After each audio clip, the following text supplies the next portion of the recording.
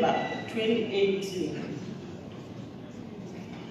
The Ministry complied with financial reporting requirements in terms of the Public Service Management Act.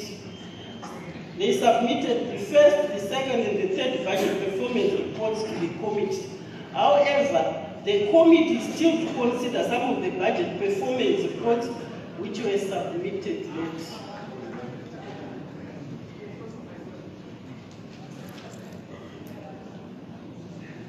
The ministry's achievements. Provision of food assistance to 579,865 households in 8 provinces. Educational assistance provided to 294,255 male and 289,322 female vulnerable children.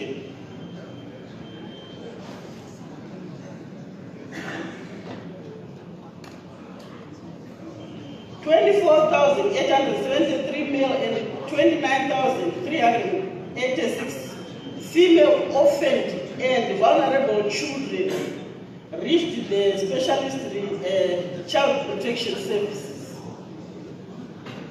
Then 13,000 asylum seekers and refugees at Tokogara refugee camp in Chipinge benefited from the protection services. Appointed and conducted capacity building programs for the 6th National Disability Board. Challenges faced and impact on service delivery. Inadequate resource allocations. Ministry has incurred bill payment arrears of 95,500,000 dating back to 2014. Ministry failed to pay monthly grants for the children in difficult circumstances for 2015, 2016, and 2017 due to lost release of funds which delayed implementation of this program. Delays in finalizing and enactment of laws, Labour Amendment Bill, Zimbabwe National Productivity Institute Bill, and Tripartite Negotiation Forum Bill.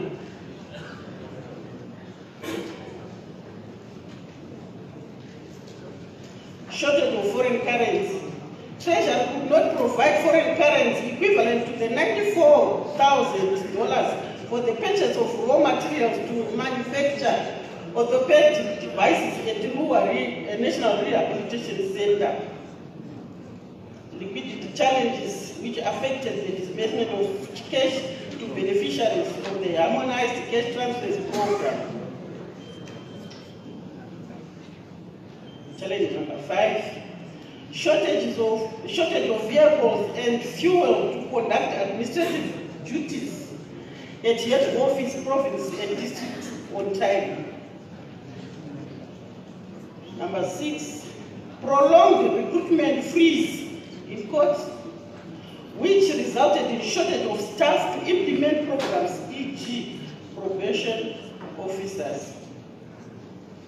Price hikes per capita grant of $15 per child each month is no longer adequate to cater for the basic needs for children in institutions.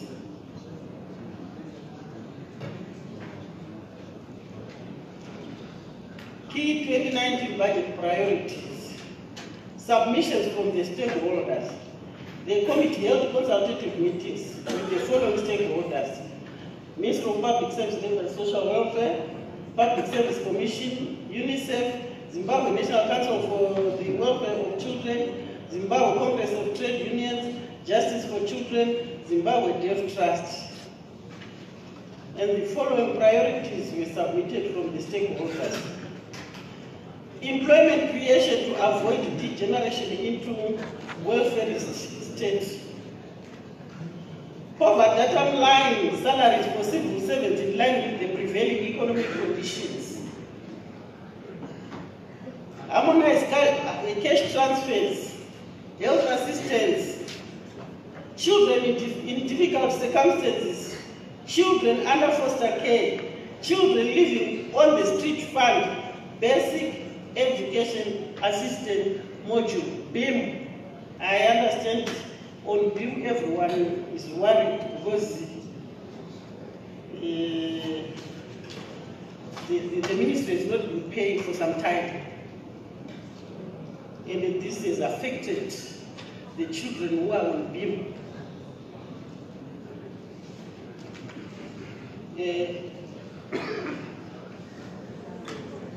Stakeholder submissions.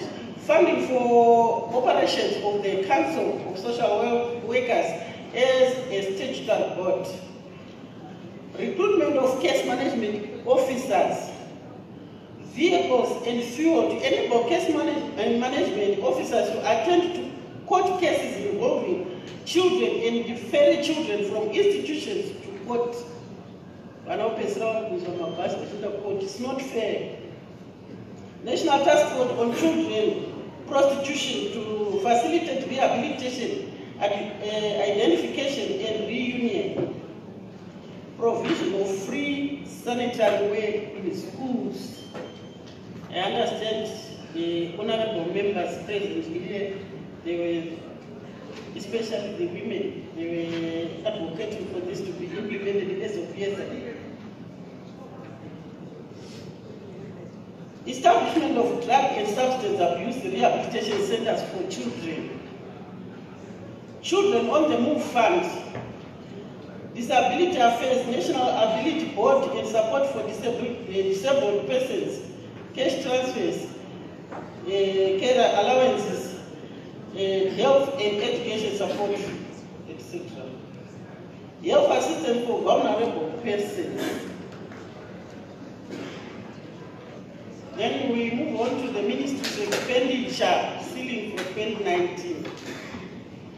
The Ministry's expenditure ceiling for 2019 is $83,449,000, which is 29% against an ideal budget of $256,047,449. This money has been apportioned as follows. I think on this one, I don't need to go on the program. I don't need to go deeper on it. Those who are interested in the figures, I think you can get a soft copy from our committee or from the ministry. Then we move on to committee recommendations. There's a huge variance between the financial resources and expenditure target for social welfare programs in 2019. In the variance, it's about 71.73%. In view of the rise in poverty levels, which is attributable to the harsh economic environment, there's need for expansion of safety net programs to cater to the increasing number of vulnerable members of the society.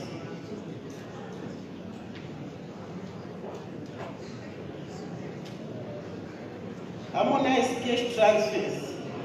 This can improve lives significantly as beneficiaries have the discretion to prioritize according to needs.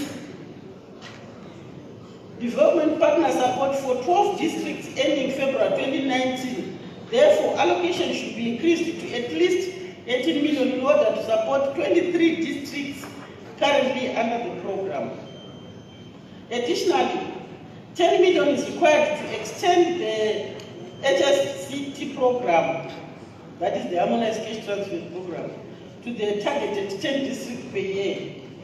Government to use alternative payment methods such as EcoCash, NetCash, to ensure that funds reach beneficiaries on time.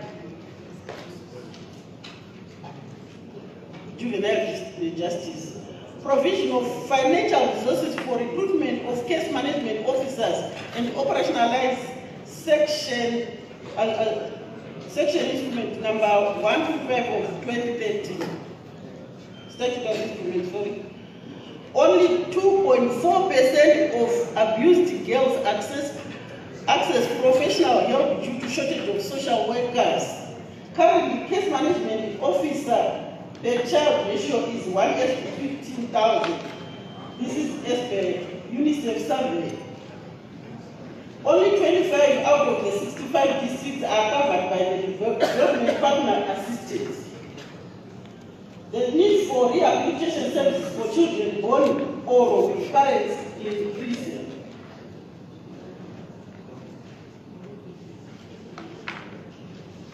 BIM, Basic Education Assistance Module.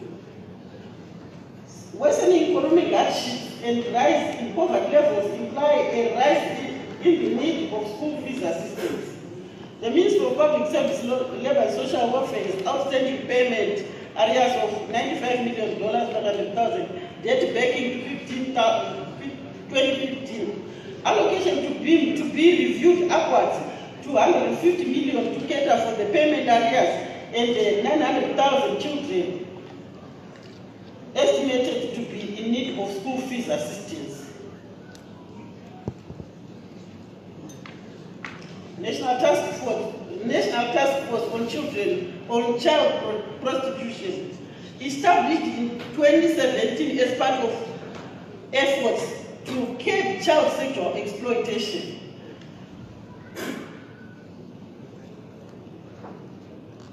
This requires at least an allocation of $10 million to execute its mandate: rehabilitation, identification, and reunification of or replacement of children in places of safety.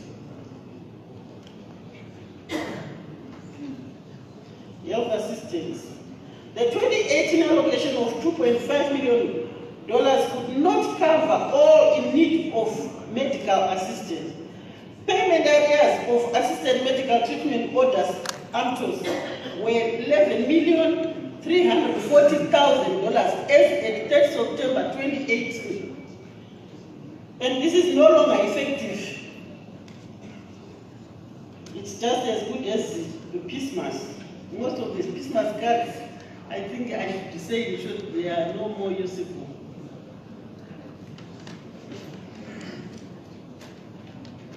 They are useless because government is not paying the amounts due.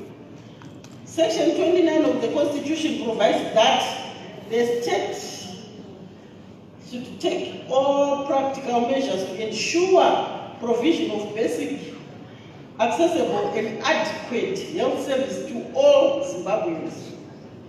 In view of the rise in prices of goods and services beyond the reach of many, there is need to establish the proposed national health insurance scheme without delay. Upward review of social welfare per capita grant in line with prevailing cost of living in view of the rise in prices of basic commodities. There is critical need for upward review of social welfare grants for children in difficult circumstances from $15 to $30.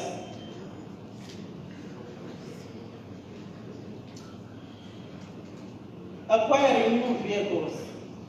Ministry of Public Service, Labor and Social Welfare lacks adequate vehicles and relies on hiring from CMD at a rate of $2,500 per vehicle every month for activities such as labor inspections and SADC or ILO conferences. Payment areas to CMD of $696,989.84. Ministry's vehicles requirements are as follows: Police and Management 13, Labor Administration 15, Social Welfare 92. Considering the critical importance of mobility in program implementation, the committee recommends provision of financial resources to purchase in phases over the next 5 years, starting with 25 motor vehicles and 25 motorbikes in the 2019 budget.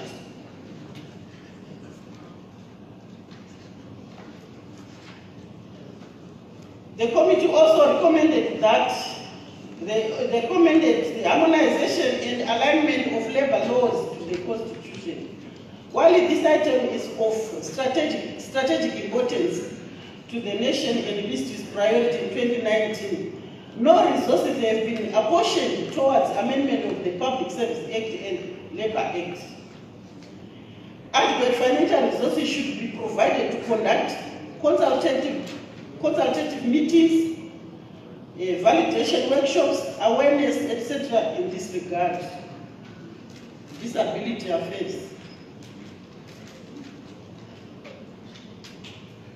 Upgrading of the Disability Affairs Division to one of the ministry's major programs with only budgetary line is applauded. However, there is need for allocation of adequate resources and prioritization of disbursements to cater for the following fundamental issues: formulation of the overdue national disability policy, creation of comprehensive electronic database of persons with disability, and facilitate planning and provision of care allowances.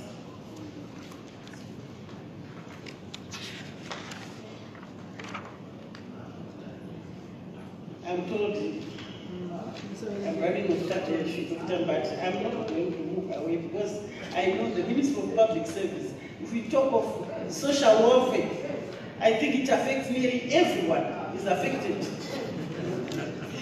But we stop listening. Income generating projects for vulnerable members of society. While handouts are desirable, provision of entrepreneurial training and financial resources to venture into income generating projects is really empowerment and more sustainable way of ending poverty. And I think this will reduce the idea of donor-dependent syndrome. Thus, $10 million should be set aside to pilot a sustainable livelihood program in 2019. Rolling out civil service human resources management information system to provincial and district levels countrywide and linking to the Registrar General's office in order to curb leakages and double dipping by beneficiaries. Then we move on to resource mobilization. Consolidating social protection programs into unitary cash transfers. To cut on administrative costs, cash transfers have significantly improved lives as they allow beneficiaries to prioritize according to need. Linking civil service human resources management system to the Registrar General's office to curb revenue leakages and double dipping. The lack of an electronic human resources management system which is linked to the Registrar General's office exposes the system to abuse, e.g. relatives can continue to collect salaries of civil servants who have passed on. I'm about to finish my name.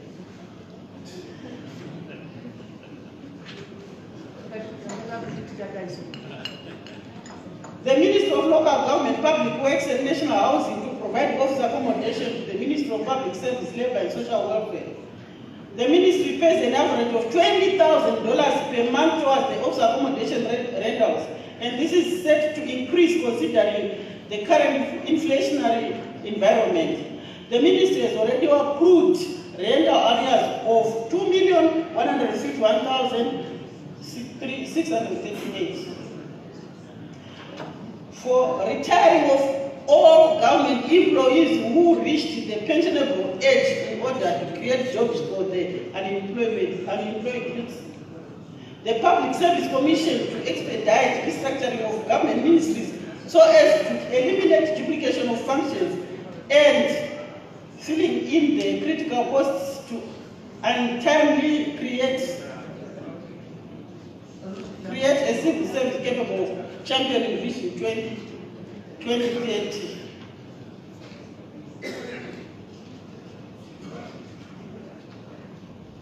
I think those were my recommendations. Then resource mobilizations. measures, optimization in training institutes, Lord and Lodge Kadoma Training Institute and Zimbabwe Institute of Public Administration, ZIPAM, in order to attract clients, hence raise revenue for the ministry. In conclusion, I just want to quote one of the former Prime Minister of the United Kingdom when he said, "Power has only one duty, to secure the social welfare of the people." I thank you.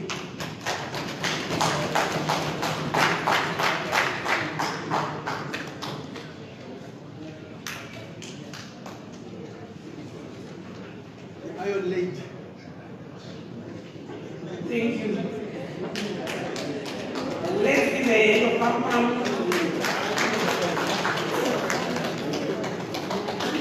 I now kindly ask the Honorable Minister of Labour, Honorable Zenza, to come and chair.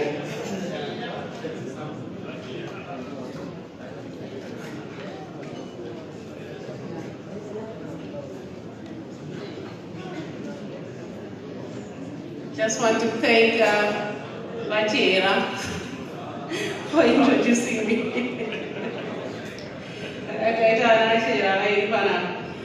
I just want to thank Honorable Mule for that presentation. Not sure, in the interest of time, I'm just wondering whether we should really go through that. Just three. Okay.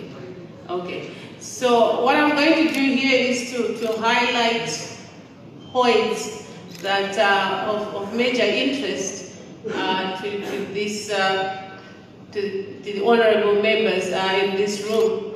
I would like to talk about grain distribution in as much as it relates to what's going on now. The ministry would like to acknowledge the challenges that we're facing regarding grain distribution. I know the issue has already been raised in Parliament and also in Cabinet, including the press and the rest of the government. My ministry is now seized with a major comprehensive review of the entire method of grain distribution system.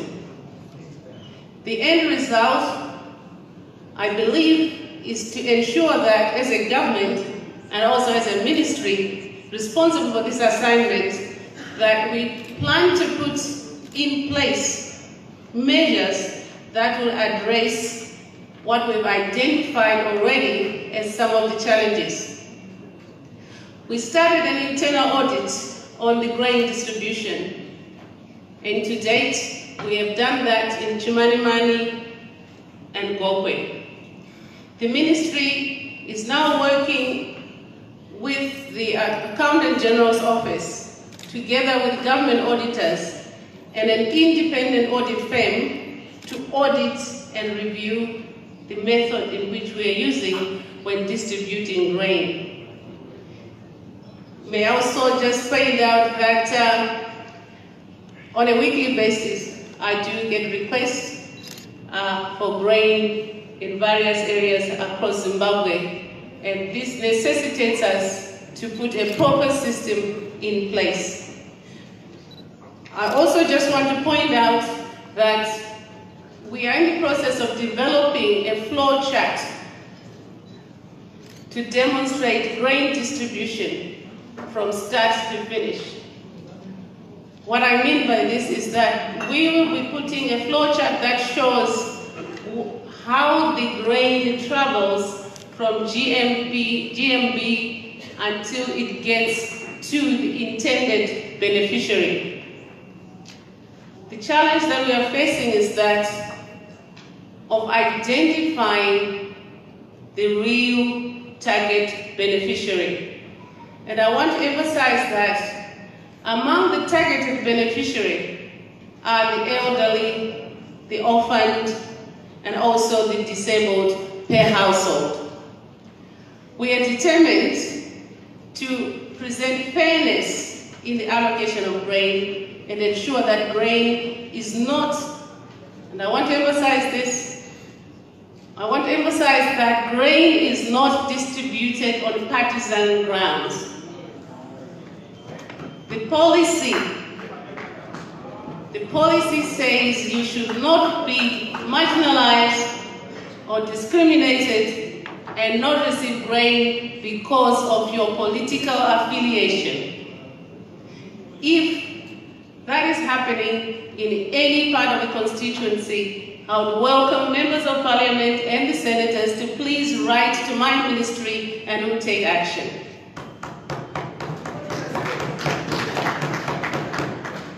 I also intend to check whether reconciliations are being done between the grain being withdrawn from GMB and the distribution schedules. The review of the social service delivery is already started.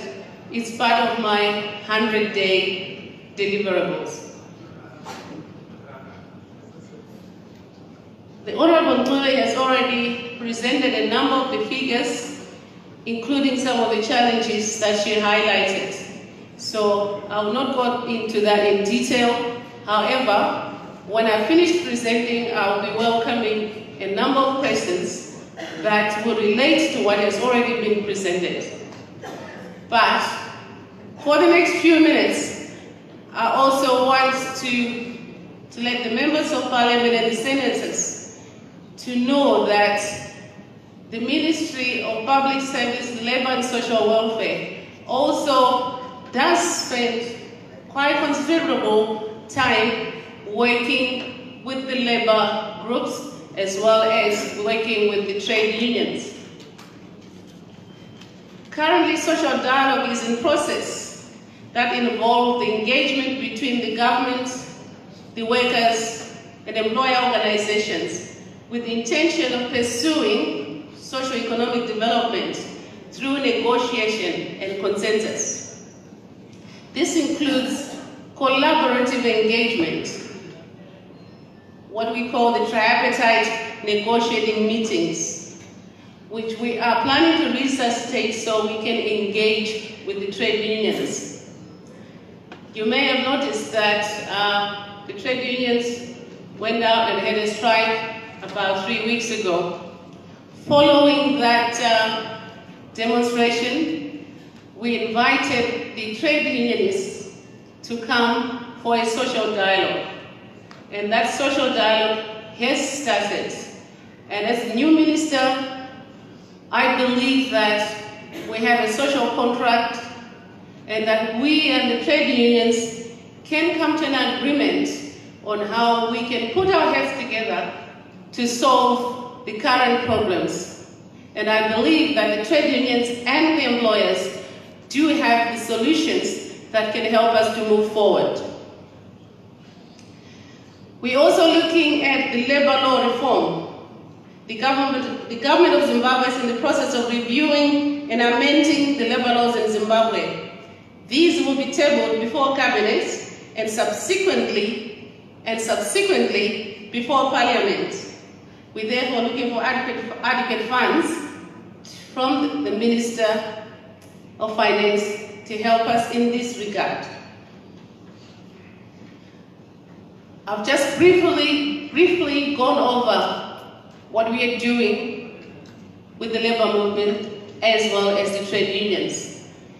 I also just want to quickly let you know that my ministry is also responsible for the children's loans right across Zimbabwe. There are many of them, but in total, this ministry looks after 4,148 children that are in various forms across Zimbabwe. At the same time, we also have institutions for persons with disabilities, and these come under the Zimke Trust. And among them are Zamuko, Sharon Cohen, Homefield, and several others. The total disabled people in these homes are 964. And just to add to that, We also have registered old people's homes throughout Zimbabwe.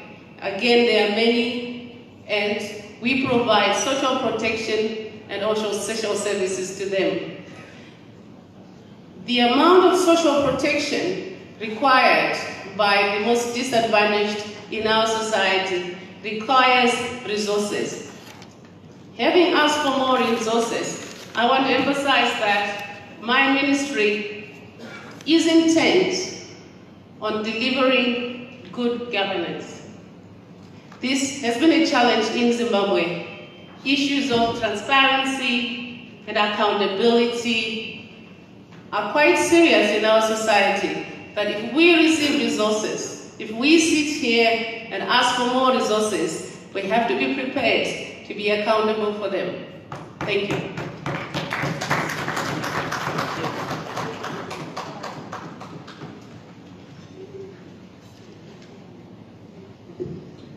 Please, let's give another hand to the two powerful women.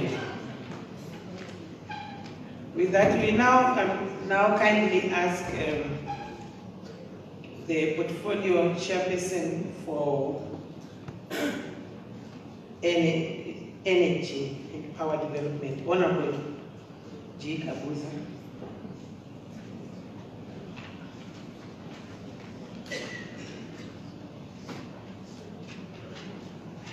Thank you, Chair. And I don't wish to be longer on this platform. Because Madam Chair, energy is energy. There is no debate. It's either it's there or it's not there. The presiding officers of Parliament, ministers, fellow honorable members of Parliament, allow me to recognize the existing protocols. This report on the Ministry of Energy and Power Development, the Ministry recognizes its operational thrust on the strategic plan of 2016 to 2020, where key goals are identified. And what are these that are identified? The issues that they wish to raise in their key goals is ensuring provision of adequate. So the energy must be sufficient, it must be enough, and it must be consistent, it must be available continuously, no load shedding, sustainable and modern, no firewood, modern energy, and it must be sustainable, available today, tomorrow, and after. Now, this strategic goal agrees with 3 other strategic documents of government. The Millennium Development Goal number 7, Vision 2030, and the TSP, Transitional Stabilization Program. All these documents agree to the strategic thrust of the ministry. Now, what is the thinking of the stakeholders? Again, the expectations of the stakeholders is to have consistent access. Again, the consistency is key in energy, not intermittent. The energy must be continuously there, affordable and modern. That is looking at the prices of the energy, the cost of our energy, what the consumer is paying. Now, in the provision of energy, sometimes government does not provide enough resources. Take, for example, 2018. Out of the budgeted 13 million, only 2.4 million was made available. And mainly that's for employment costs, for labor. And by end of September, the 30th of September, the 2.4 million that was availed, the ministry was not looking forward to any further disbursements. So 13 million and only 2.4 is released. What is the implication of this? There are key issues, 4 key issues here. When you don't release funds timelessly and adequately to capital projects. Mr. Speaker, for any other, these other ministries, you can shilly-shally and dilly-dally in releasing finances. But for capital projects, there are serious implications if you don't release funds timelessly. Firstly, the contractor may abandon the site. And if he abandons the site, whatever little infrastructure is on the ground is seriously affected by weather elements, by vandalism, and many others. There are so many examples around the country. If you delay, there will definitely be delayed in project completion. And again, if the contractor provides the certificate of partial completion for payment, and you fail to pay, it attracts some penalties, and that then increases the cost of the project. A good example is Kariba South Extension Project.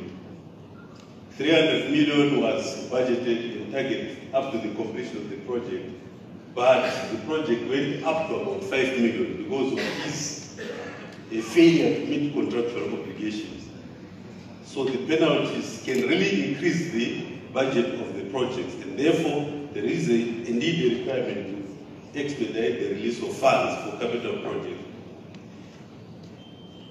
Most of the energy projects are foreign currency denominated. If you have to manufacture a transformer, you need foreign currency. Some of the components, or say 90% of the components, are mainly foreign currency based.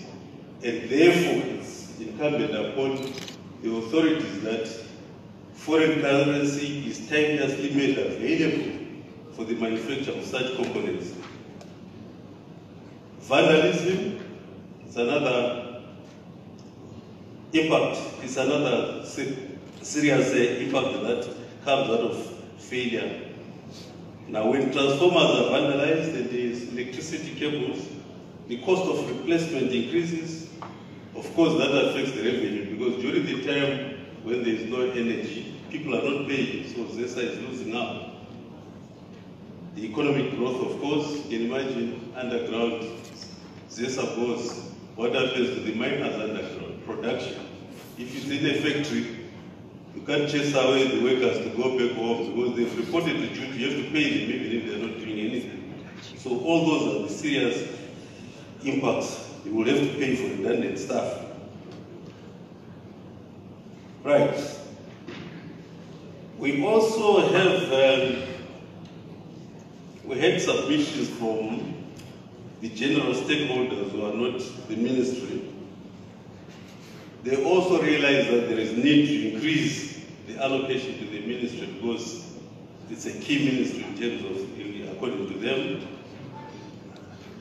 Prepaid meters was a topical issue from the stakeholders because they believe there are so many projects that are failing to start off because they are not adequate prepaid meters. So government is being encouraged to support this venture, and mainly because ZESA being owed millions or billions of dollars, prepaid meters assist in recouping what is owed to ZESA, because part of what you pay on your current bill goes to the debt. So these are some of the things that the stakeholders identified. They also lament the fact that the connection fees are too high, connection to energy. And they recommend that at least resources must be made available so that at least a subsidy can be considered, because the connection fees, particularly for rural communities and the public institutions, most of them are failing to link up to the grid because of the high cost of connections. Strategic key projects that the ministry intends to do, we've identified 5. There are other smaller projects. First one is the expansion of the Wange Power Station, Wange 7 and 8 as we call it, which is going to see the grid being linked up to another 2 300 megawatts generators, giving us another 600 megawatts. So that's a key project for the ministry, of putting another second pipeline from the Dega Dam and improving the pumping station at Dega, because there will be excess water needed now that the generation will be doubled at Wangere.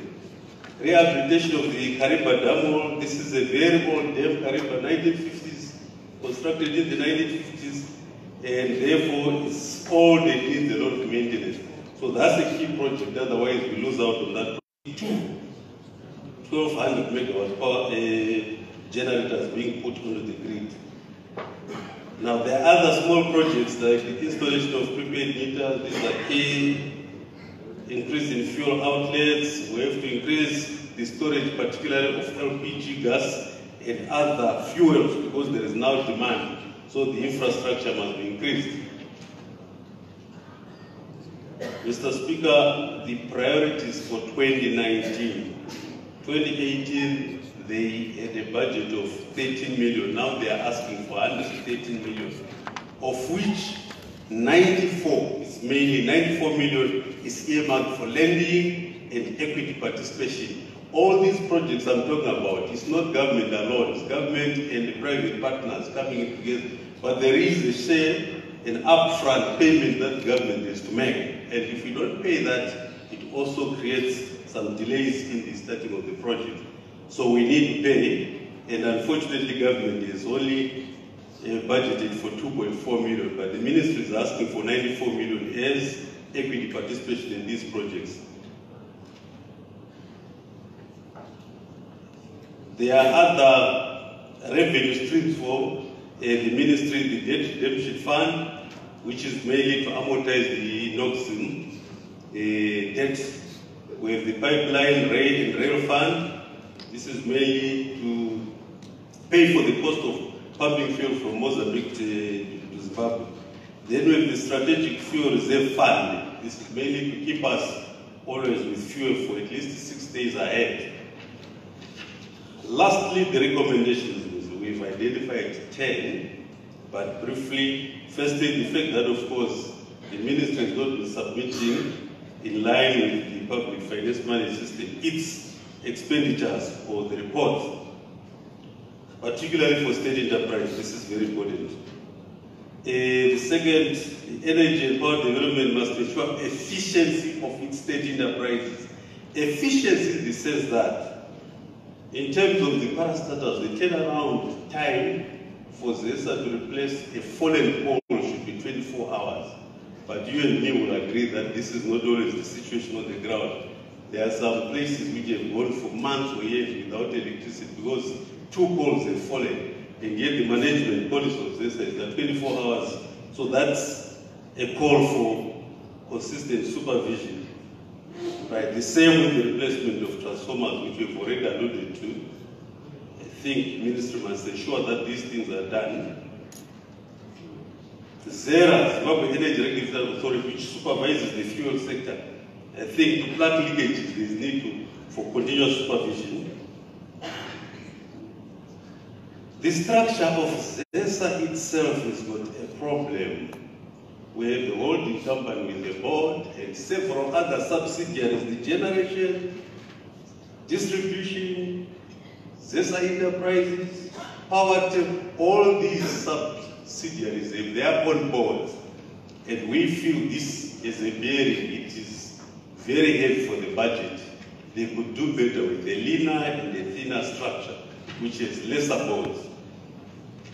Another recommendation is the Ministry of Energy and Power Development is the issue of the Jatrofa projects, particularly in Togo.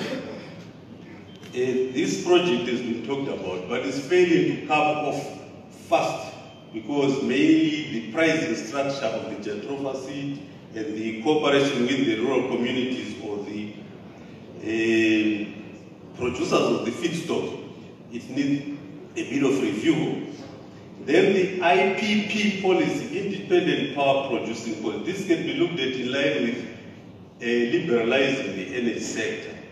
There is a policy on independent power producer to bring in new players into energy sector, but very little is taking place in that area, even if so many licenses have been issued. So there is, according to the committee, need to review whatever is in that policy so that it encourages more participants.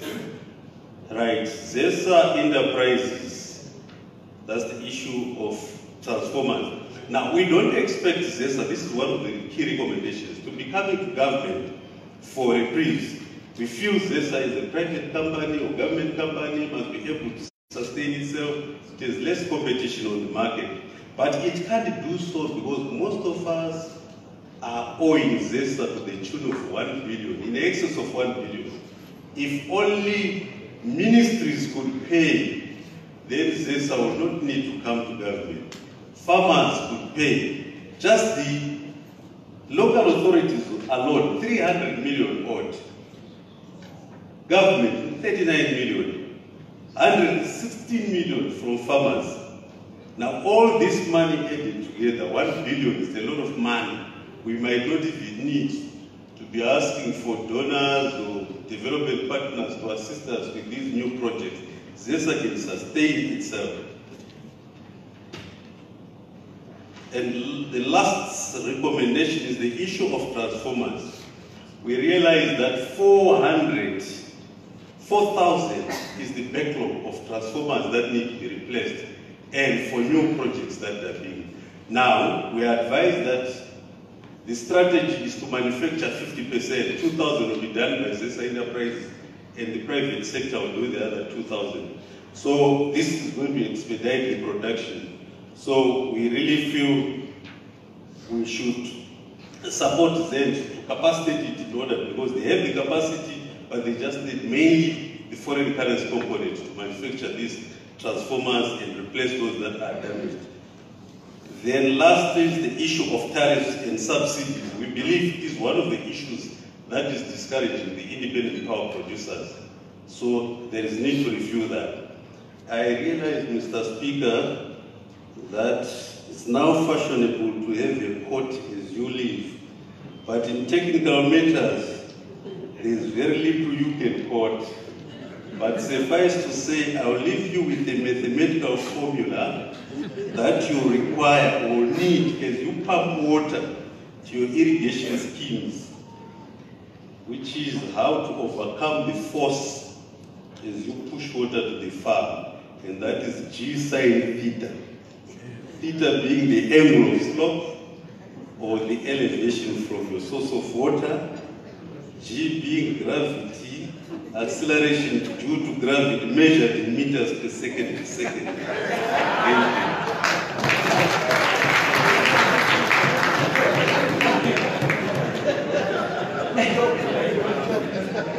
That jargon, I think we should give him another one.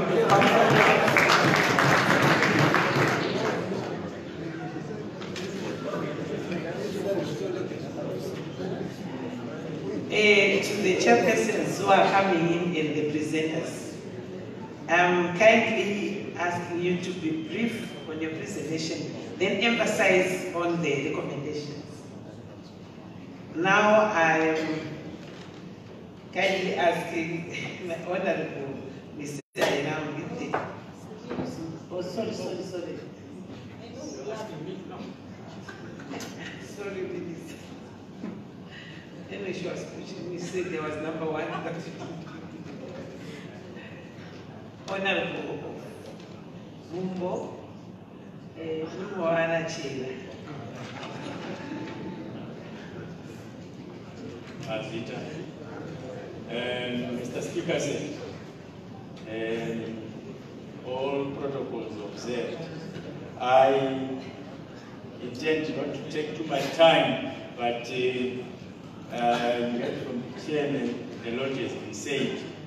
And I also have been MP for a very long time. I know that some of the points that the chairman has raised will actually be very good for us as we go back to our different constituencies and talk about power and and so forth. So I will try as much as possible just to respond to the observations and the recommendations that the committee made, which to me are very relevant to us. The first observation that was made by the committee was about the replacement of wooden poles and with concrete poles, particularly in the rural areas. Mr. Speaker said, it is agreed and I buy it, but I also want to make the following observations, Mr. Speaker. that the supply of concrete poles is good enough, especially in urban areas. But it cannot work in rural areas because it's expensive and not easy to carry. So if we were to supply concrete poles in rural areas, it would actually raise the cost of providing electricity in rural areas because of that cost. So this is why we think it cannot work. But there are also issues raised by the committee regarding transformers, replacement of transformers, and what the ministry is doing in order to replace those transformers. ZESA enterprise through ZENT has been capacitated with foreign currency to produce 400 transformers in the remainder of 2018, and we hope that we will be able to do that. Priority will be given, in that instance, to the replacement of transformers affecting rural institutions such as the schools and the hospitals. So you can be sure that we will try and do as I say. Then there is also a tender that has been floated for 2,000 transformers, and adjudication is underway. And we hope this will come as a relief to many people here and also at home, at our schools, at our clinics, and so on. ZETDC is also at the moment trying to install screens and anti-intruder alarm systems, because most of our transformers are being vandalized, or they are, people who just want to vandalize them for oil and so on. We are also working with the communities who are being very helpful by coming up with neighborhood watch committees in order to guard against the vandalism that is taking place. And we are also working with ZRP and other government arms to make sure that we guard against the vandalism that is actually a cause of concern regarding the vandalism that we get on our transformers. Mr. Speaker said there was also the issue of review of contracts. The committee made that observation. Yes, I wish to report that 2 contractors were awarded tenders to supply 130,000 prepaid meters in 2016. To date, only 40,000 meters have been delivered. The contractor requires $7 million US dollars to bring the balance of the 90,000 meters.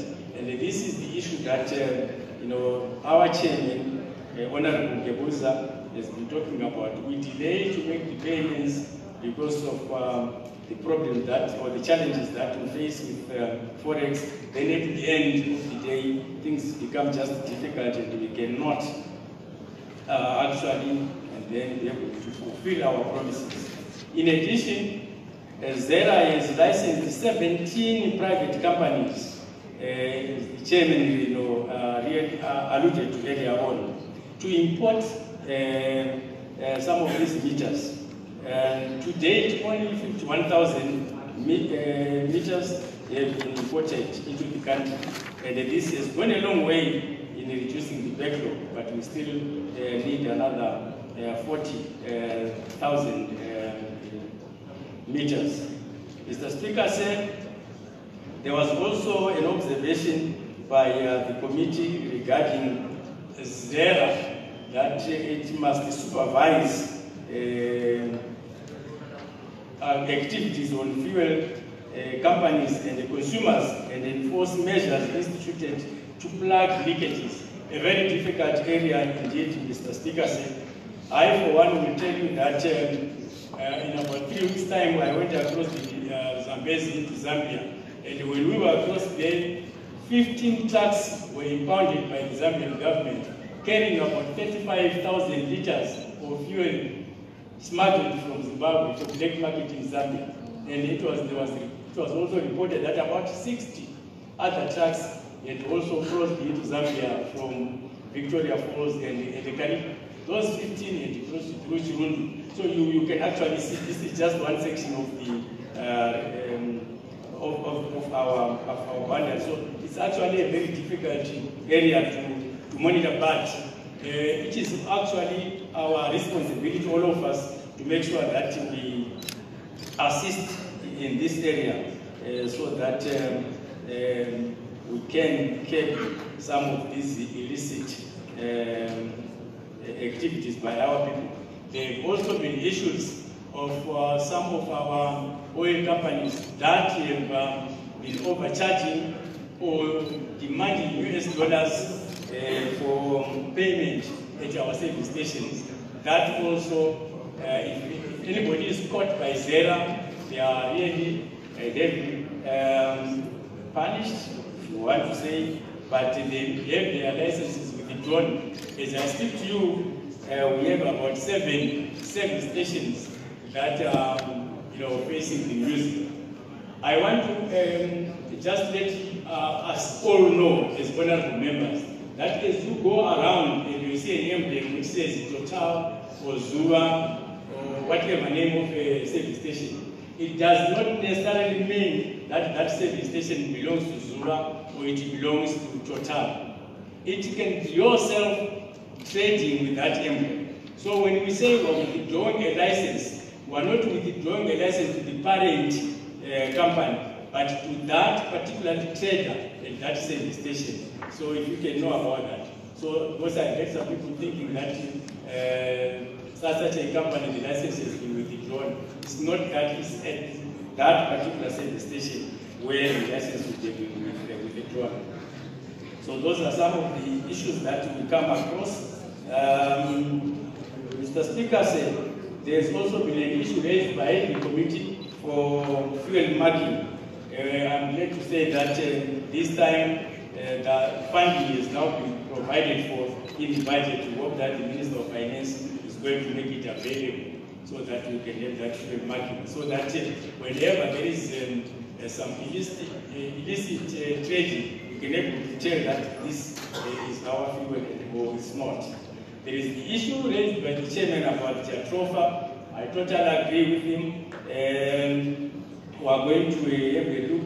I acknowledge the concerns raised, and efforts will be made towards finding the best price for the purchase of Jatropha so that we can have protection for it.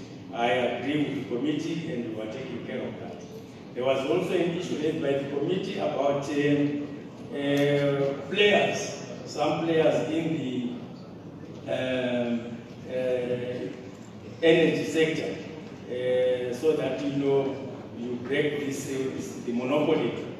Yes, I wish to inform members that the energy sector is already opened up, and the participation of independent power producers is a testimony to that. According to the electricity chapter 13/19 of 2002, the electricity sector was opened, and Zera is responsible for licensing those who are interested in that to play a part in that sector.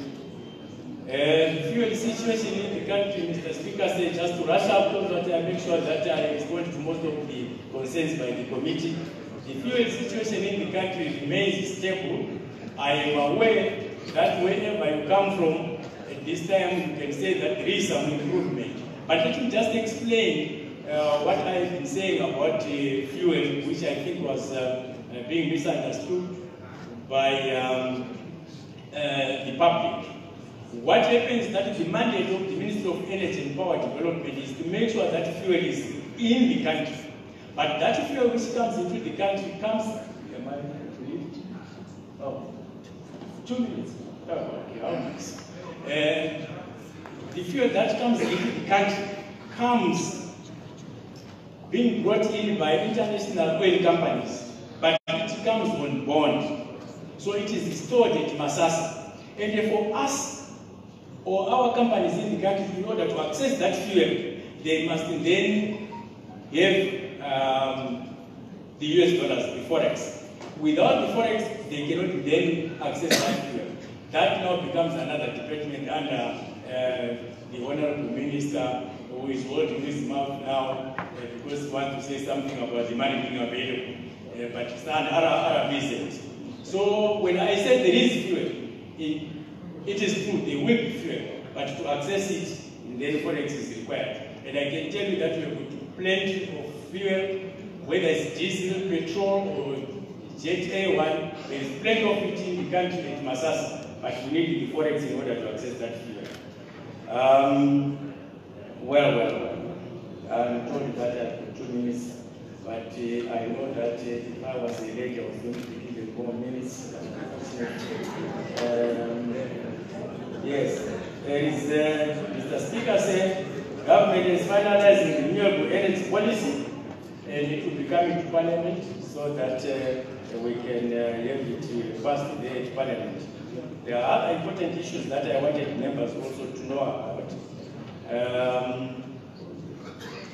which the committee referred to. The issue about energy, and we've spoken about that. Yes, the issue about the connection fees, which the chairman spoke about. The connection fees that the chairman is talking about is $95, as he has pointed out. But the actual cost for the whole connection is $630.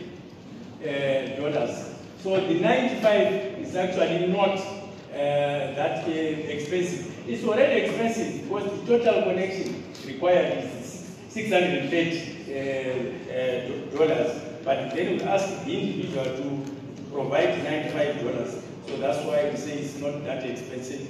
Let me also tell you that regarding power, your consumption per day, as you are doing right now, is about 1,790 megawatts per day, against the production of 1,450 megawatts.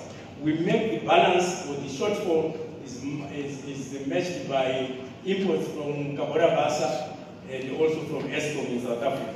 But we are looking at, as the chairman did rightly put it, self-sufficiency in energy. So what is happening is that 1 year 7 and 8 is going to bring in about 600 megawatts. Then the Batoka is going to bring about 1,200, and that will give us a surplus which we can export. But we're also looking, as we look at 2030, we're also looking at our country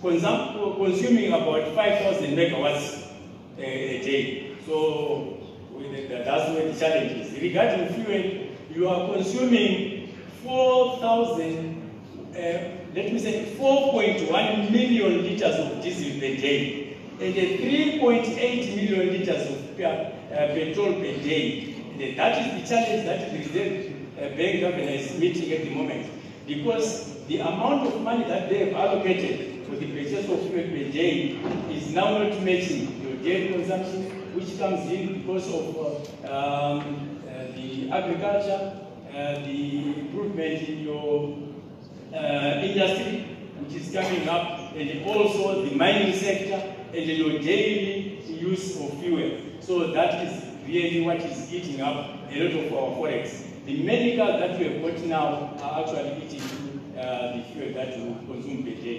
So that is what is causing the shortages. I just want to say one thing before I go. I will not allow or hesitate to make sure that whoever owes ESA, they pay for what they have consumed. There will be no sacred cows regarding this. And as the chairman said, government now owes about 39 million US dollars.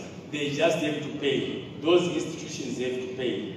Our parastatal is 44 million US dollars. Local authorities, $332 million. And mining, $82 million. Industry, $108 million. Farming, $115 million. Commercial and lighting, about $92 million. Domestic, Zimbabwe mese, takapatana tesivakuru navadiki, $262 million. And exports and other institutions about 15 million. That in total gives us about 1.04 US dollars, which is owed to ZESA, and we cannot perform. But we are going to make sure that we will start by those you think are like us to make sure they pay yourselves, and that make sure you pay so that ZESA can support itself. We have quite a number of projects, as has been stated by the chairman, and those projects are going to be advertised, and what we want to see is that they are done on a PPP. The time has not been very short, but I'll give all that information to the chairman so that it can be made a record.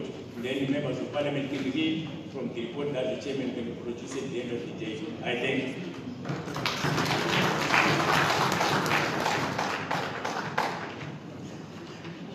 Let's give him another one.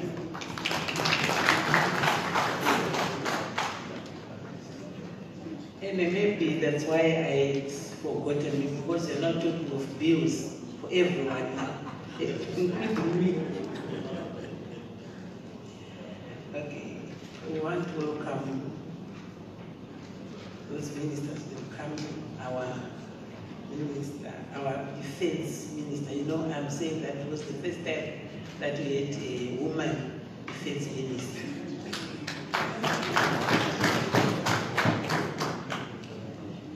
I will now kindly ask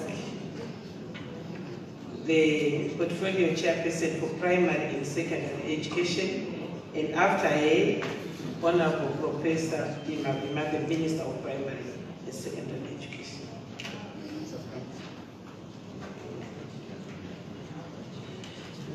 Thank you very much, Madam Chair. Mr. Speaker said, if you would allow me, I will just start by saying all protocol observed.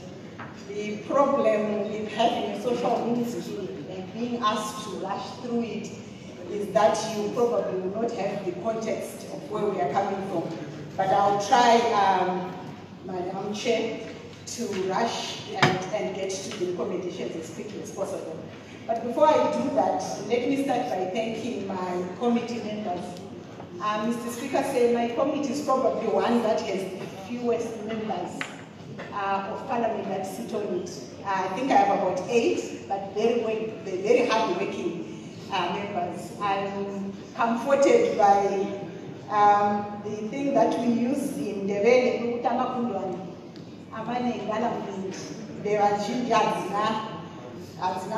so we've been trying to do the best that we can. Secondly, let me thank UNICEF for the technical support that it has given me. It is important, Mr. Speaker, for me to use this opportunity to say to the Minister of Finance, part of what we are doing here is to be able to assist you, because we don't want to turn you into a Father Christmas. But if we are going to assist you, you need to put a little bit of money into Parliament. It's been very difficult for us to come up with these reports. We don't have enough clerks, we don't have the research. So when we come to you and say, please increase the budget for Parliament, it's to assist you to do the kind of things that we are doing. Having said that, First things first. my committee is responsible for providing oversight over primary and secondary. And let me say to my minister, I'm not happy because you have not been submitting your financial reports. None at all. And we'll forgive you this time, we'll fight for you, but it's not going to happen next time around. Having said so, let me start by a quote, everybody starting by a quote from this very favorite man of mine. Education is the most powerful weapon which you can use to change the world. So juxtapose that with change Zimbabwe. Having said that, let me just put you into context so that you understand who is our constituency very, very quickly. Our constituency is made up of about 4.3 million of enrolled children. Out of those, at about 1.2, that constituency has the largest number of civil servants. So if you are talking about civil servants, you are talking about teachers, basically.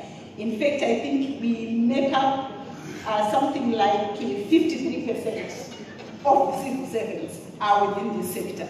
And I say so that you can then understand when I'm coming back to the issues around what you actually give to this particular ministry. But before I go there, this is also one that shows the biggest disparities in this country.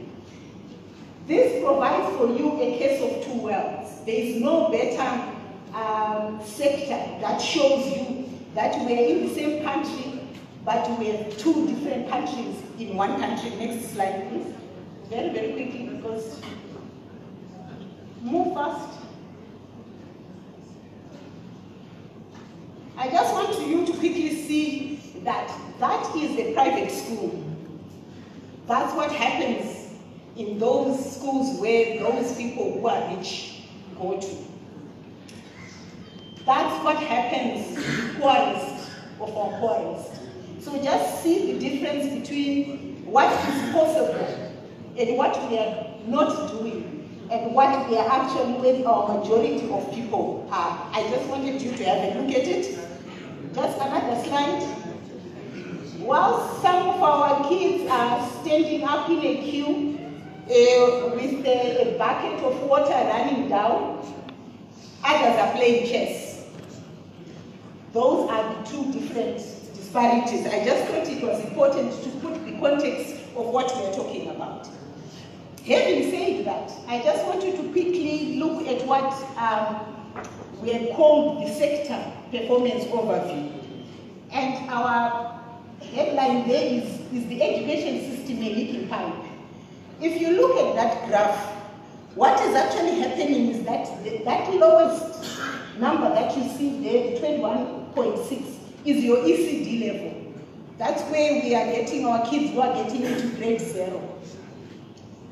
And in spite of all the things that we're talking about, Honorable Minister, we only have 2 out of 10 kids going into ECD. So in spite of all this new thing that we've come up with, the figures are showing that we have very few kids that are getting into ECD. But also look at what then happens when you get onto primary and you're about to go to secondary level.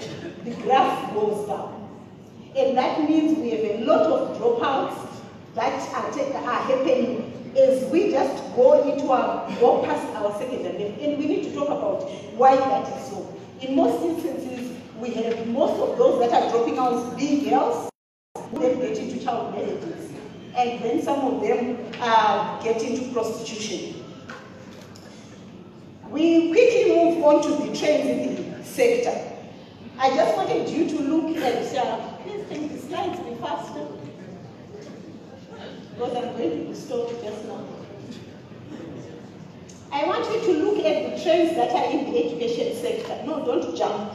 I said just go faster. Look at the trends in the education spending.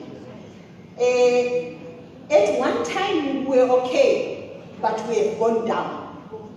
We have gone down to such levels, Minister of Finance, that the per capita grant that we have for this 2019 budget is actually $6.70 that we have allocated to each particular child. Compare with 220 in Kenya, 2,271 per learner in South Africa. So that's how bad we are. We are actually just allocating $6.70. I won't spend time on the budget performance review because I think it's the same. You get money, you don't really get the real money. I think my other committee chairs have spoken about it. So very quickly, I'll go to the 2019 budget proposal. And I have said, next slide. I have said, I have headed that a case of smokes and mirrors. And by saying that, I'm saying in reality, we didn't get anything.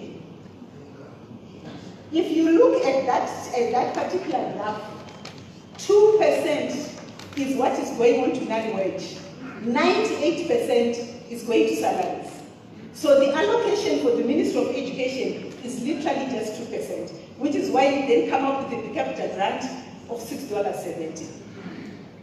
And if that is the case, then we need to begin to talk about what our stakeholders came and said to us. And I'm just going to very quickly speak about this, because most of them came from very far away. They came to Harare, from Bulawayo, from all sorts of places. The one key issue that they are raising is that we need to deal with the issue of universal free education, particularly for primary school.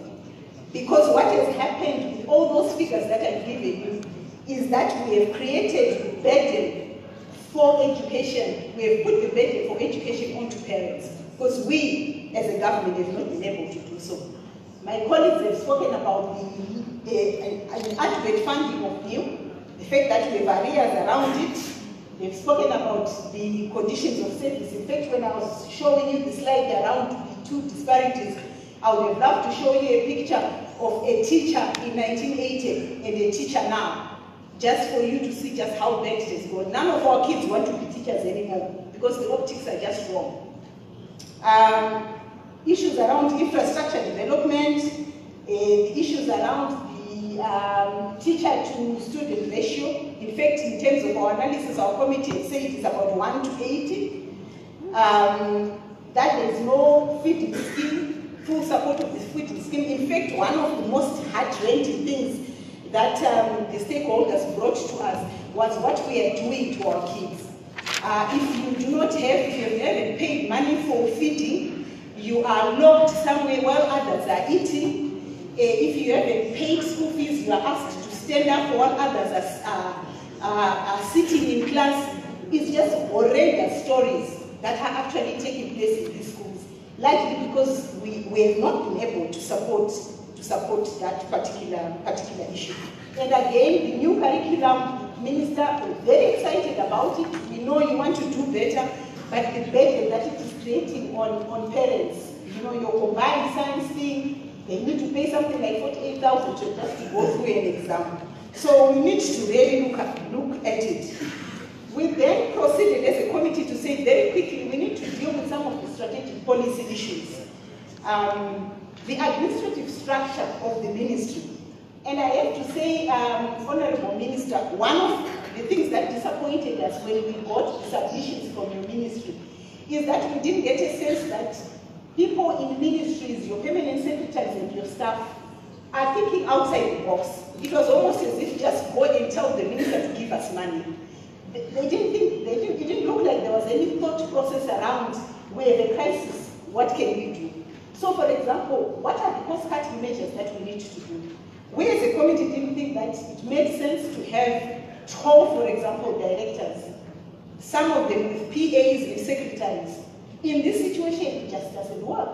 So we felt that there was a top-heavy costing in terms of administration and head of office level, which we could really cut down. And I think this is true of all of the ministries. We have such a luxury around creating all these very important posts when what we really need is people who are supposed to do work. The second thing was the issue around training of teachers. I know it's not your area, but we're saying if we have all these teachers, 7,000 or so, that are not employed, does it make sense for us to keep putting in money to do more training on teachers, or should we hold back and use that money for other purposes? The funding of BIM in this administration. We didn't think it made sense for you to put BIM into Ministry of Labour and Social Welfare because it creates more administrative problems and it's costing you unnecessarily. Why not just put it in the Ministry of Primary and Secondary Education and it's went out from that issue. The issue around the frozen costs, again, one of the issues that we raise is we don't want you to come and say to us, please unfreeze this cost. We want you to give us an audit that says, these are how many teachers we have. Because we know that in certain schools you have overstaffing. In certain schools you have understaffing. So something like that would get us to understand what you are talking about. And of course the whole administration of the feeding scheme, like I said before, very, very quickly, I'm about to go. Very, very quickly, and this is, I think, is important. Our committee spent a lot of time looking around issues of resource mobilization, because we just didn't want to come here, Minister of Finance, and say to you, give us money. We looked at certain lessons learned.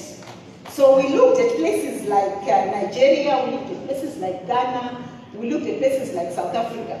And one of the things that they've done is that they've created an education fund, which is completely ring-fenced. But this education fund, you look at places where you can tax. The first thing that we said you can immediately tax as of tomorrow, Honorable Minister, is the whole issue around the third-party insurances. What is happening with third-party insurances is that people go and get third-party because it's a statutory thing. They want to do it so that they can get a license. But people don't usually go and claim when an accident happens. So the insurance companies are in fact getting money from that insurance, from people who are not claiming. So if you place a particular levy on that insurance, on that third party, and put it and ring fence it as part of the money that goes into the education fund, it will be important. Secondly, the meshed funding from donors. That's where most of the African countries are getting money from. Donors are putting in money. But you need to show some commitment of what you have put in. And on this point, let me just make a political statement. I understand that we are pushing for all veterans to have their kids not pay school fees, which is okay, we have no problem with it. But the moment it's heard from donors that we are being exclusionary, we are choosing certain kids over the other, it becomes a problem. So one is calling upon you, please don't make that resolution when you go to your conference. It will just mess up the matching around fund. Then my most favorite one, thank you very much, Minister, for zero rating sanitary wear, for taking away duty on sanitary wear. But I want us to be very clear on what you are giving us, because we've been promised this before and it hasn't worked. You are removing the value-added tax on sanitary wear. You are removing import on sanitary wear. This will then allow you to put a little bit of money into then giving free sanitary wear to some of these young girls that are in school. And I know if I say pads, Honorable Minister, you say to me, but Priscilla, I can't be buying pads every month. It's not sustainable. So we now have a new sanitary pad.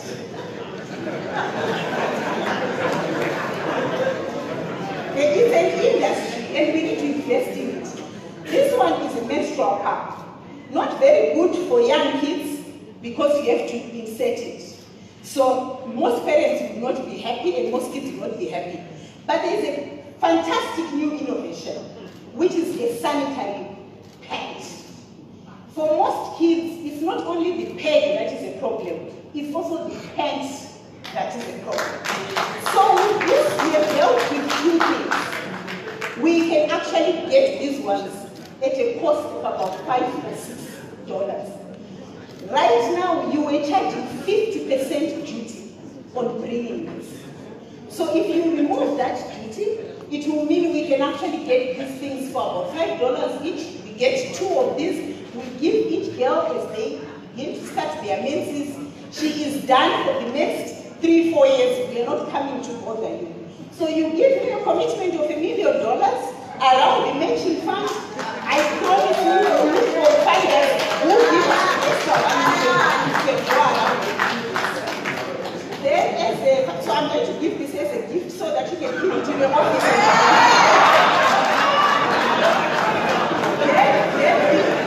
Then the last one, just the last one. I told you, one of the things our committee is working on is to ensure that we do free education. And we have actually put in a time frame. Please just put the slide, the last slide. I'm finishing this. Just the last slide. Free education. We are saying that is an SDG 4. Link it to your 2030 vision. We actually have a time frame for how we can do this. And like we said, We are committed to be with you. The minister has promised me he's going to take one of my committee members when he goes in December to California to begin to talk to funders around it. So we are with you. We will fight with you over this. But we make it as a commitment that you will at least provide. And we are the only country in the SADC region, for your own information, that is not offering free primary education. So we need to, make sure that we also become an example to others. I thank you. Thank you.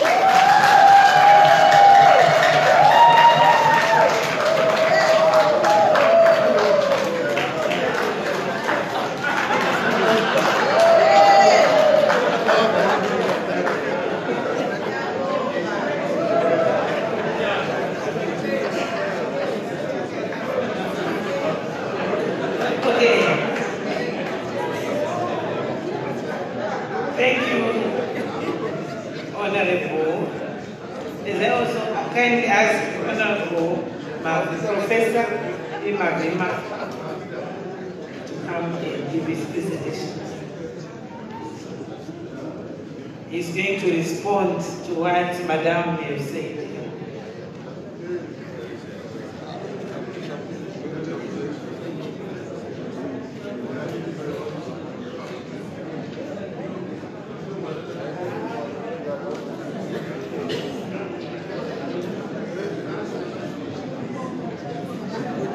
Honorable Speaker, let me just say all protocol observed. Let me start by thanking our portfolio chair and the portfolio committee members for a thorough report that they did. We appreciate the articulation and the thoroughness of the report itself. A lot of what I was going to present from the ministry perspective has actually been covered in terms of the budget performance 2018, but also to some extent what we have been promised for 2019. Let me just quickly, if you could move, let me just quickly restate the ministry's mandate. It is to provide quality, inclusive, relevant, and competence-driven infant, junior, secondary, and non-formal education. Recently, what we have done is to update it because there are certain aspirations that we have. And we have said our mandate is to provide quality, inclusive, relevant, competence-driven 21st century education in fulfillment of the country's Vision 2030. We are basically saying we lay the foundation for the human capital that will lead the socio-economic transformation of the country towards upper middle income status by 2030. We are actually taking ourselves as the most important factor in achieving that aspiration of an upper middle income status by 2030. I stand here affected by professional hazard. I was going to quote Mandela, like she said, but she beat me to it. But that statement is very true. That Mandela statement that education is the most effective weapon we can use to change the world. In fact, to change the life of an individual, to change the life of a community, and indeed to change the life of a nation.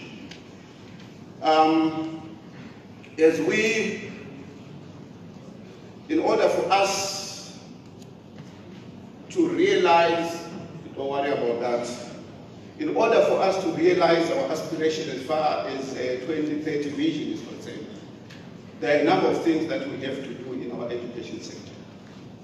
And we typically brag as Zimbabweans that we are the best in education in Africa. And indeed, we are. We have the highest literacy rate. If we go anywhere in the world, in the capitals of the world, you will find Zimbabweans playing a very crucial role in the management of enterprises or running businesses, anywhere you go in the world. So we've done well. But we have declined in terms of certain fundamentals that will ensure that we maintain a high quality of education. The economic downturn that we have lived with for almost a generation is one of the reasons why our education system may go down. We have not updated it to where it will remain as competitive as it should be. In fact, we are supposed to move it into the 21st century. And there are certain fundamentals that we have to take into cognizance. One of the biggest problems we have is that disparity that Priscilla, Honorable Priscilla, she's a friend, so it's becomes very difficult. Honorable Priscilla Mshonga, that disparity between rural and urban, and I will be showing some slides there indicating the disparities. Fundamentally, we have to provide infrastructure that is 21st century to all our schools. Fundamentally, we have to promote research and development in our system. Fundamentally, we have to continue to upgrade the capacities of our teachers. Fundamentally, we have to make sure that we have a legal framework that provides for what we need in education. As far as infrastructure is concerned, just to focus on that, we have a deficit of 2,056 schools in this country, brought about mainly by the land reform program. And in addition to that, most of our existing schools don't have the facilities that we need in order to provide 21st century education. We don't have sufficient science laboratories. We don't have sufficient ECD facilities. We don't have sufficient take-home facilities at existing schools. And we don't have sufficient sporting facilities. All these need to be updated if we are to be competitive in the 21st century. We are tired of just being told we are the best in Africa. But when it comes to global competitiveness, we have eaten all systems out.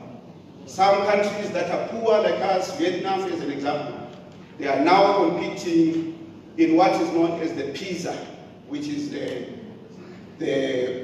program for international student assessment, and doing extremely well. But they are still poor countries. We need to bring Zimbabwe to that level. Hence, the need for investment in our system. Let me just show you some of the disparities that we've been talking about. Can you scroll down?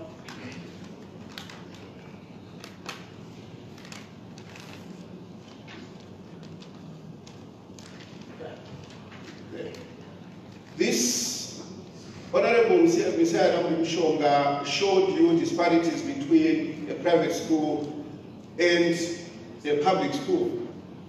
This is a public school. And this is a public school somewhere in the Harare Metropolitan Province. It's a public school, not in the low density areas, but in the high density area. In fact, it's a public school in Chitungwiza. But go to the next slide.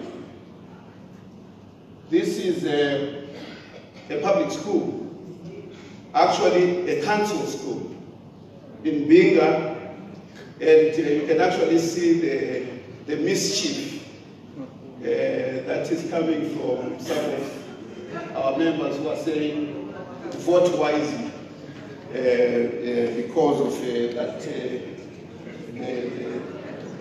the structure there that is existing in our schools. We have about 1,800 of these, 1,800, mainly satellite schools found in some of our disadvantaged districts and in areas where we have resettled people.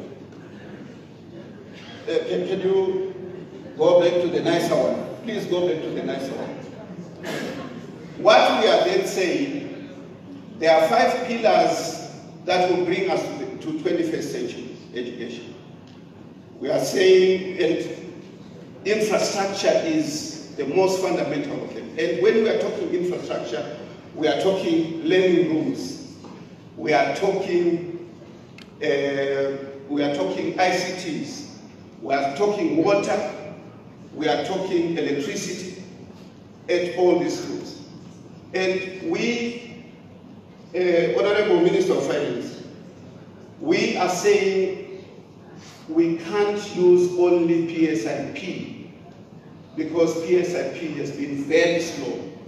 We built a block this year, and it takes about maybe 10 years to complete a school. So we have to think outside the box in order to do this. Honorable Musaram, we said 98% of what we get now, which is about, like this year it was about $1 billion. Next year it's going to be 1.1 billion. 98% of that goes to the payment of teachers' salaries. We have about 122,000 teachers. But even the teachers are not enough because we have a shortfall in our current establishment of about 8,000 teachers. This is why she was talking about a teacher-pupil ratio of 80, 1 teacher to 80 pupils. It's not amenable to quality education. It's not amenable to 21st century education. What we would prefer is a situation where we have about 1 to 40 on average. Because primary schools can go to 1 to 45, and secondary schools can go to 1 to 35. So about 1 to 40 teacher-pupil ratio. Which means if we consider teacher-pupil ratio, we have a shortfall of teachers of about 16,000. So we are looking at ways in which we can do this without necessarily overloading treasury. This is why we have used different nomenclature. We have said education fund, which can be resourced in many different ways. I was talking to my colleague, Minister of Finance, just before coming here, and he was talking about maybe establishing just an account because we have the legal instruments through which we can do that. Such a fund would then help us to attract investors who will come and deal with this issue of infrastructure once and for all.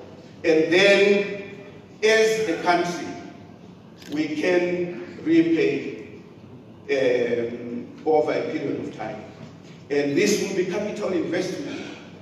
If we are talking of it as a mortgage, it is a good mortgage because we can pay back intergenerationally. This infrastructure is going to last maybe for 100 years. What I also would like this House, Honorable Speaker said, to understand which a lot of us may have failed to understand, is that education is not, some have said it's a public good, but it's not a public good. It's a good with positive externalities.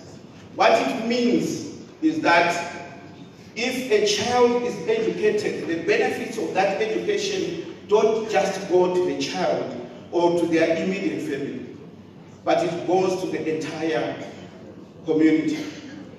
We are training potential doctors here in Chitungwiza and effectively doing that. But we are leaving potential doctors, engineers, innovators, and even presidents in Binga, where we don't have sufficient facilities. So if a good with positive externalities is left to individuals to provide, it will be under-provided or under-supplied. It will mean we will not have sufficient engineers, doctors, and innovators in general, and our economy will not grow. So my appeal to this House, my appeal to the Honorable Minister of Finance is to say, let's set up this vehicle that will allow us to effectively support infrastructure in education, to build new schools, but also to upgrade old schools. We have been doing other things, including engaging the biggest ICT companies in the world. Microsoft is now coming to do an MOU with us. They will do disruptive technology for internet connectivity, where we will be able within the next 2-3 years to connect all our schools in Zimbabwe. But we will need electricity, Honorable Gumbo, in some of the schools where we don't have electricity. We have assessed that we now know that 50% of our schools are digital compliant as of now. We were worried about that, but we know that we are at least 50%. Bulawayo is about 100%, Harare may be the same, but there is this problem in the digital divide between rural and urban areas. We will be coming to Honorable Kazembe to ask for a portion of the Universal Services Fund so that we can push for connectivity, especially in the hard-to-serve areas. We have made enough noises to where we have been recognized by Silicon Valley.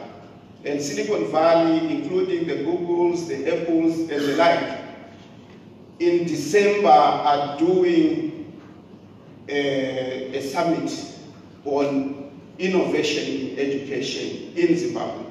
Their idea is to make Zimbabwe the hub for education innovation in Africa, and come and set up here. So I'll be taking my colleague minister from ICT and other senior government officials to Silicon Valley and the member of parliament to talk about digitization. So we are getting traction from outside. We get about $40–60 billion from donors every year, and we have used this to resource our new curriculum.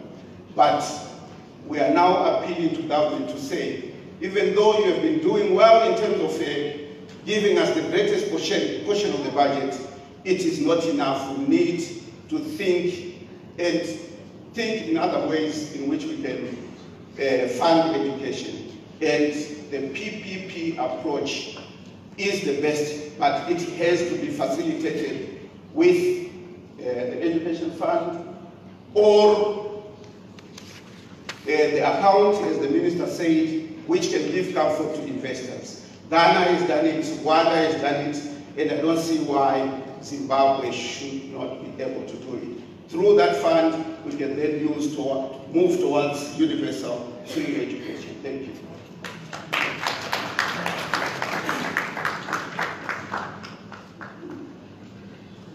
Thank you. Honorable, especially for inviting even members of parliament.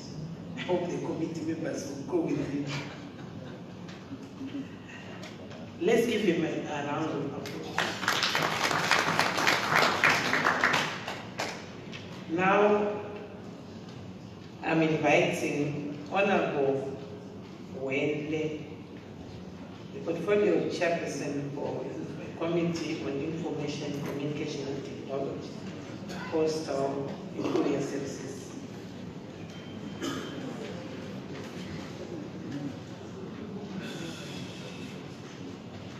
Thank you very much, Chair. The Speaker of Parliament, Advocate Denda, please allow me to say all protocol observed because of time constraints. It's very difficult to present after 5 on a Friday, and I'll try to be as brief as possible, especially after I've been warned by Chair. I don't want to be in bad books with Vachera, so I'll try to be as brief as possible.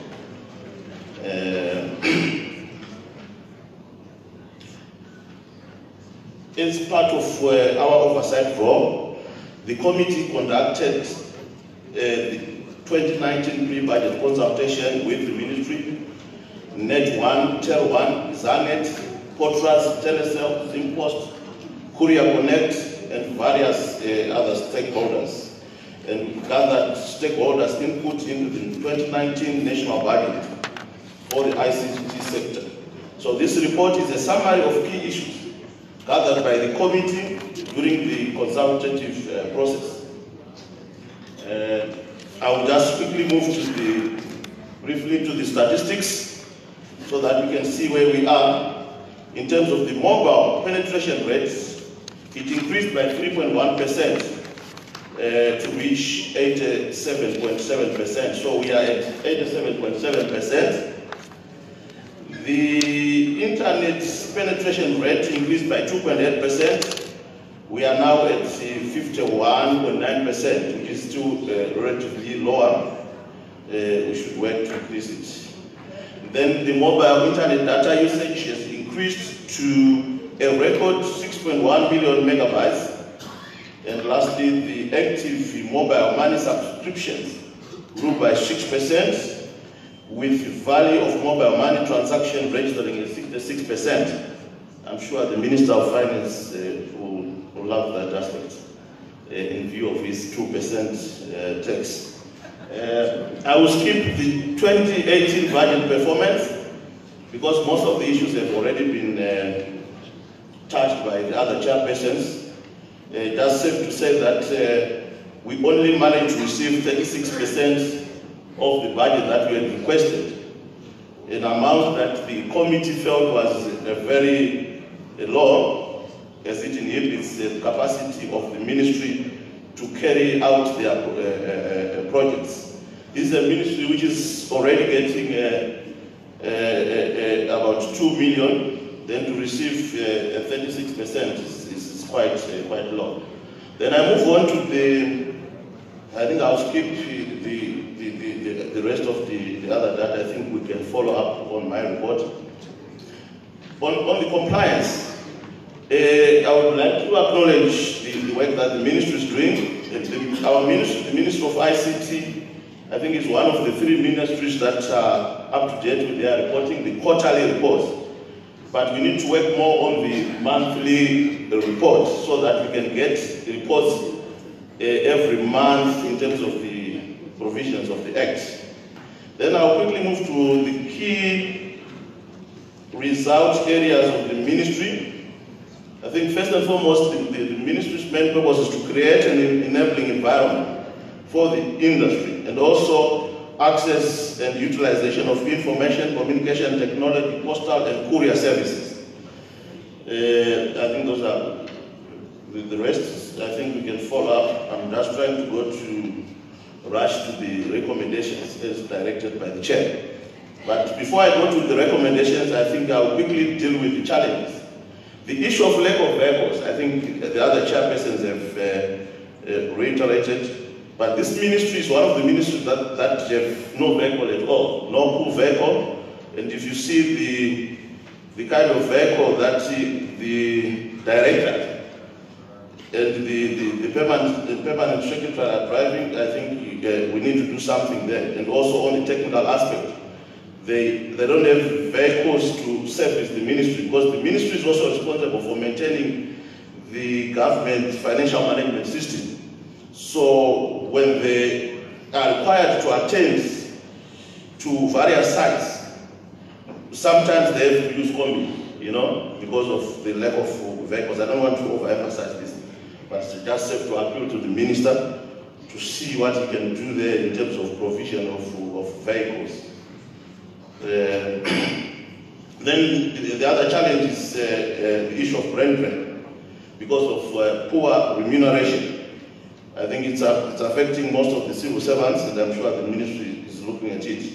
Then the ministry has 21 vacant positions, of which 23 are technical. So the request by the committee is that the ministry must be allowed to fill particularly the technical vacancies, because this is an ICT ministry. They really need, they will do more with us filling the technical vacancies. Then I think let me quickly go to the recommendations. I think we are privileged. Sana Mofubuti, two actually have already contributed, and they need more for us, so we don't want to abuse this platform. That's why I've quickly gone to the recommendation. The first recommendation is that there's a need for us to have a converged regulator in the industry. That is to combine the bars and quotas, because they are duplicating their roles. So we can do away with a lot of serving by looking at whether we should maintain the current status of having bars and quotas, doing basically the same thing of regulating the industry. I'm sure one regulator can do the work. Then the issue of the technical vacancies I've already reiterated. Then there's also a need to retire officers who don't have the requisite qualifications, because what we have discovered is that most of the officers in that ministry, because of the technical nature of the ministry, maybe you need to transfer them, but this is the request from the ministry itself, that those who don't have qualifications must be retired. I hope there's no one from Kwazana then, otherwise I'll be in big trouble. The ministry's parastatals must realize profits. I think we are lucky that our ministry is about 5 companies that are in the ITC sector. And if you look at the performance of the 10 high-performing companies in the world, all of them are coming from the telecommunications sector. And it's a pity that with all the companies that we have, not a single company is declaring any dividend. So one of the recommendations is that we need to monitor them so that we can ensure that they start declaring dividend. Because we don't find any reason why Net1, for instance, government has invested around 218 million over the years, but they still can't declare dividend. So it's one of the ministries, the recommendation that my committee is making to the ministry. Then we've got special recommendation for TEL1, because we discovered that the Minister of Finance at TEL1 is the #1 company that is going for partial privatization. So we've done a number of recommendations that we will be passing to the minister, but we would want the minister to take note the issue of the government debt to parastatals. I think some chairmen have already alluded to it, but with TEL1, for instance, government owes TEL1 98 million debt, which is 58% of the net debt that they have. So it's a huge debt. And it's difficult for a company that is owed this kind of money to perform. And on all the companies that we have, Tel One is one company that is doing quite well. They are not declaring a dividend, but they are doing better than all the other companies that we have. And I'm sure, I don't think it's a coincidence that this is one of the companies that is being run by a woman. She's doing very well, and we wanted the minister to support it. Also, our Minister of ICT has promised that they will look into the issue, because she's also having a problem with the previous ministers didn't want to give her a contract. And she's the only one who is performing. Surprisingly, she's the only one who doesn't have a contract, but the minister has promised that with the new board coming in, they are going to look into that. So we need to support women. And also a Telecom is being run by a woman, Mrs. Vera, who is also doing quite well. But I think also they also have problems of... So you can see women there, they are doing quite well in our industry. Then there's an issue of the Zimbabwe penalties that I want to bring to the attention of the Minister of Finance here. Tel One is owed 98 million. So as a result of that 98 million, they are unable to pay Zimbabwe naturally on time. But Zimbabwe does not accept any excuses, and they are currently charging them penalties. They now have penalties of about 10.9 million as a result of them not paying Zimbabwe on time. But also the government is not paying them on time. So I think maybe we need to maybe resume the tripartite offset arrangement that used to be there, so that we don't end up creating problems for companies that are showing signs of good performance. So we have a lot of recommendations that we will pass on to the minister for Tel One. So I think maybe we can jump that. And also the issue of legacy loans. They inherited about 300 million from PTC. So I'm sure we'll be looking at that. So let me jump quickly to the recommendations on port trust. With port trust,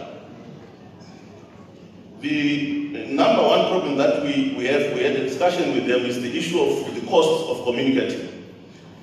Zimbabwe is one of the countries that have got the most expensive data in Africa. I think we are number 2 from last in Southern Africa. So what we have done is we have engaged the regulator, and they also share the same views that we have, that we need to look at the pricing structure of the data, so that we can have an inquiry to see whether we can have a relief for our people, because some of the charges are actually, I think, for those who are on minimum wage.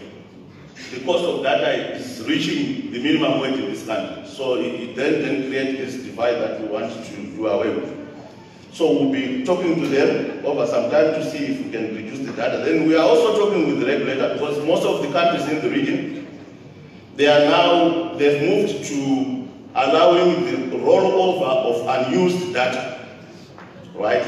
After your 7 days, the networks, they just check your data. But most of the networks in the region are allowing their networks to roll over your unused data. So we think it's one thing that we can also give some relief to our consumers, and also they can also allow you to transfer your data to the same number to a different number on the same network. So these are some of the trends that are in the region. Then we are also calling for transparent use of the USF funds. Because there's a lot of I think the way the USF fund is being used leaves a lot to be desired. We had a case, I'll give one example to the minister who is here, where Port Trust ended up funding ZIFA. They gave ZIFA almost 1.2 million. We called them last week, and up to now it's almost 3 years ZIFA has not paid a cent. And we now have allegations at ZIFA that the money didn't even reach there. So we'll be looking at this. But Potras should not be lending people money. It's not a bank. They are not in sports. We have got a lot of companies, startup companies that can be supported by Potras. When we spoke to the Potras, I think it speaks to the issue of corporate governance as well. Because according to the directors at Potras, they just claimed that it was a Saturday, then they received a call from the minister who had spoken to his counterpart in the Ministry of Sport to say that we must release 1.2 million to the national team. And it was done on a weekend, no board resolution, and we are not sure whether they even have a mandate. So we have called them. We are also going to be calling ZIFA to account because these are public funds. So we need also to look more into the issue of improved corporate governance so that these assets are managed well. Then the issue of infrastructure sharing, which should be mandatory, is one of the issues that we are also recommending. Then the Telecel, the government owns 60% of Telecel, but there's an ownership wrangle that has lasted for as long as one can remember. It's impacting on the ability of the ministry to negotiate partial privatization. So we are also urging that ownership issue be sorted so that Telecel can also go under partial privatization. Then we are also then encouraging that we must ensure that privatization of Net1, Telecel, and Tel1 should be done within the set framework of 12 months, as alluded by the Minister of Finance when he presented his speech yesterday. Then we've already spoken about the issue of corporate governance. I'm sure you know what's happening at Net1. The board has been dissolved. There's a lot of problems there, and every minister who comes wants to appoint their own board. They bring their relatives, and I'm sure you've seen the police is now moving into the sector. There's been arrests that have been done this week, but as a committee, we have called them also to ensure that it's good that the minister, when we spoke to him today, has promised us that he's going to ensure that these parastatals under his authority are managed by professional boards. And we have appealed to him after the example of Tel1 that he needs to look also on the gender issue when they are appointing these boards, so that there's 50-50 in line of the constitution, and he has promised us he's going to be looking into the issue of appointing a new, proper and professional board as soon as possible. I thank you, Commissioner.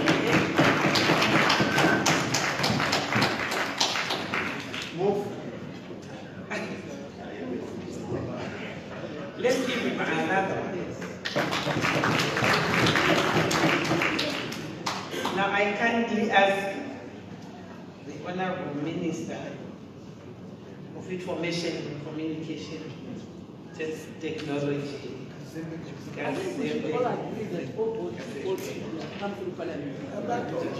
No minister should appoint boards. Thank you, Chairperson. May I start by acknowledging the presence of the Speaker, Honorable Speaker, Honorable Advocate Jacob Ndenda, the Deputy Speaker, Honorable Tsitsikhezi, the Deputy President of the Senate. Honorable members, please. In the interest of time, may you allow me to say all protocol observed. I want to start by thanking the Chairperson of the Portfolio Committee. As a guy with the term, but anyway, I think they did a great job, and in their presentation, they basically included most of the things that I was going to present on. So, and I also realized that it's way after 5, and the concentration levels have deteriorated. So I will try by all means to cut it short and stick to the points. Mr. Speaker said, the fact that ICT plays an integral role, an integral part in the development of our economy and any other economy for that matter, can never be overemphasized. I can hardly think of any sector that is not impacted on by ICT. Everybody who presented, they were asking for more money from the fiscus, and understandably so. Minister of Finance, this is one ministry, the ICT ministry, that you should guard jealously. Because yes, we are going to be asking for more money, more resources. But if you look at it, it's also one ministry that can save you a lot of money. I know as a government we've embarked on the National Transitional Stabilization Program, the TSP. If you look at it closely, everything in that TSP program, there's a bearing or there's an impact on it from the ICT industry. I know you very much want to reduce the wage bill, which means you want to reduce the size of the public service. And I'm telling you now that our industry, our sector, is your answer. E-government, yes. We are on the same page. Yes, e-government is your answer. It brings along a lot of efficiency. I give a very good example. I was in China, I had occasion to visit China a couple of weeks ago. You can apply for a passport in the comfort of your home within 10 minutes, 20 minutes. And the following day, you can just go and collect. Now we come back to our scenario. How long does it take us to apply for a passport? And how many people do we have to meet with along the way? Either to get a form, fill in a form, and then probably bribe so that they are allowed to jump the queue and all the rest of it. If you look at the number of people that are at the Registrar General, with the deployment of e-government, you can reduce that number substantially. And not only that, that brings efficiency as well. And so at the same time, you're killing two birds with one stone, and probably keeping the stone as well. You can reduce the number of people, you reduce your wage bill, you bring in some efficiency to the people, and most importantly, I was listening to the Minister of Energy. He was talking about energy. How many people would drive to go to the Registrar General? And you could avoid that by applying for that for the ID or passport in the comfort of your home. You don't have to use fuel. So we've actually killed too many birds there with one stone, and we've managed to keep the stone. Now you're also talking about productivity. The Minister of Agriculture and the chairperson of the Portfolio Committee of Agriculture, they were talking about productivity. Again, ICT is your answer. Now, in fact, I don't know, can I have slide 9? Slide 9? I want us to look at that slide and see how ICT impacts on almost all the sectors. I could spend the whole day and the whole night, so I'll try and just use a few examples. I believe the starting point, before we even start enjoying all these benefits I'm talking about, the e-services, we need to have the foundation. And the foundation is the National Optical Fiber Infrastructure and Universal Mobile Access. The chairman of the Portfolio Committee spoke about the need to ensure that there's coverage throughout the rural areas. Yes, you are very right, and I agree. That's why I'm saying, and that's the infrastructure that we're talking about. So if you look at those, the application, the benefits that we can enjoy from e-government, we are talking of smart government. That's e-government we're talking about. I could go on and on. Means of energy, smart power.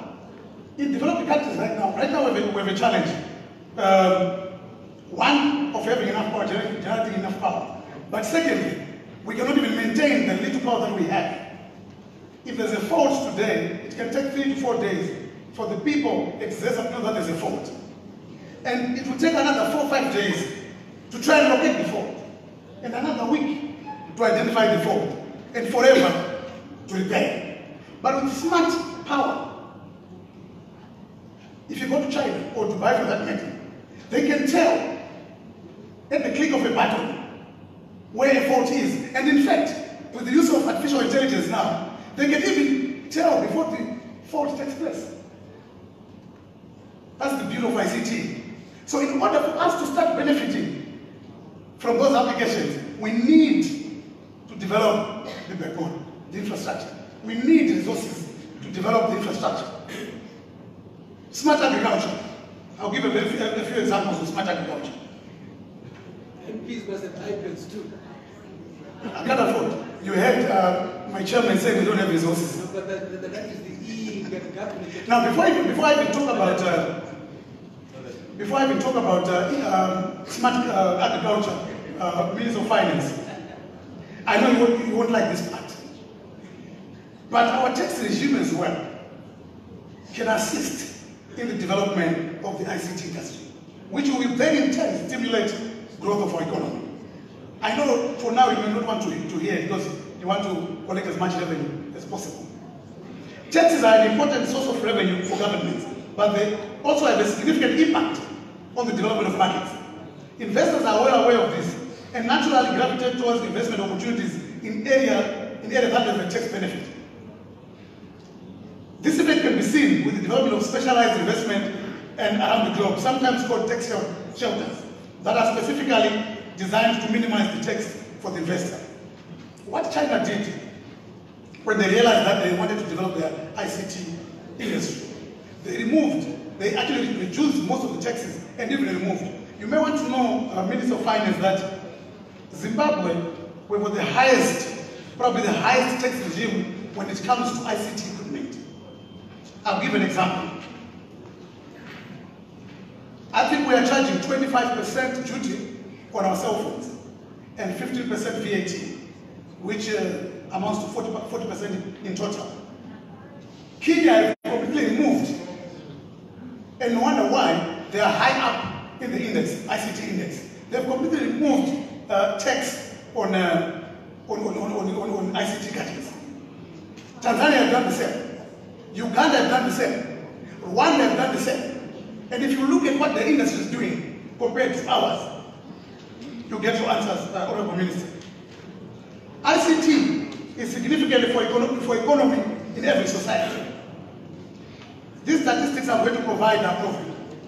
For every 10% increase in digitization, GDP per capita increases by 1.3%. For every 10% increase in digitization, unemployment rate decreases by 0.8%. For every 10% increase in digitization, Better Life Index increases by 1.29%. For every 10% increase in digitization, Innovation Index increases by 6.4%. I could go on and on. So, the importance of ICT on our economy can never be overemphasized. Now let me attempt to respond to, I could go on and on to try and explain why ICT is very critical. Now let me try and respond to some of the issues raised by the committee chairperson.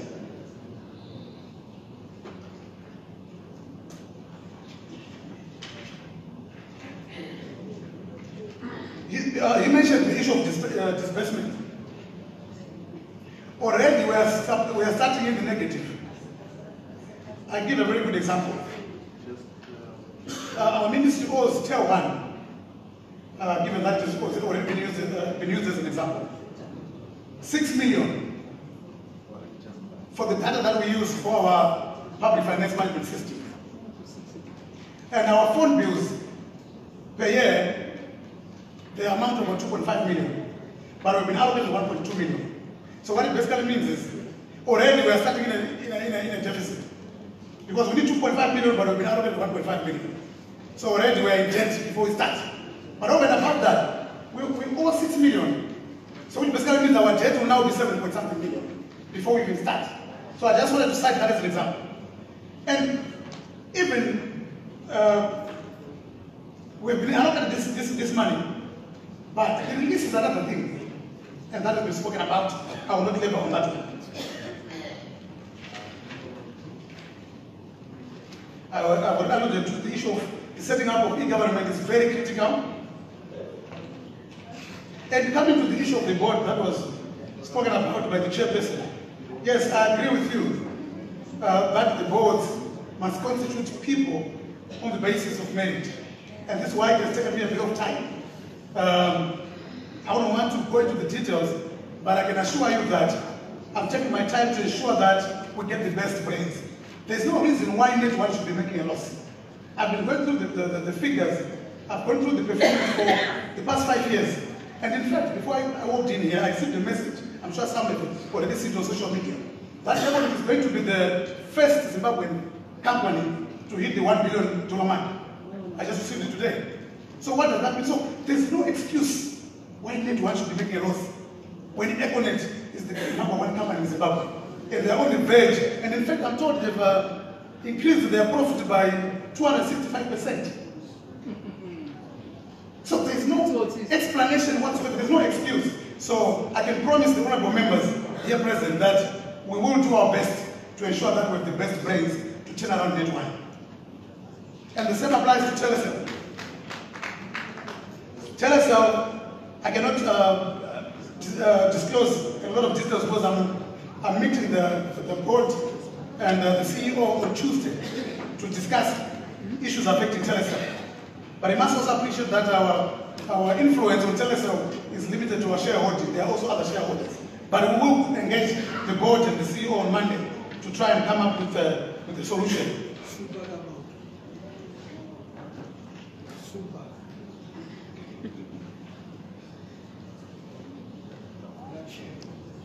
The need for a converged regulator. There's discussion in that regard. It will be premature for me to discuss that. The Ministry's parastatals must realize profitability. I agree with you, 100%. The implementation of VoIP, yes.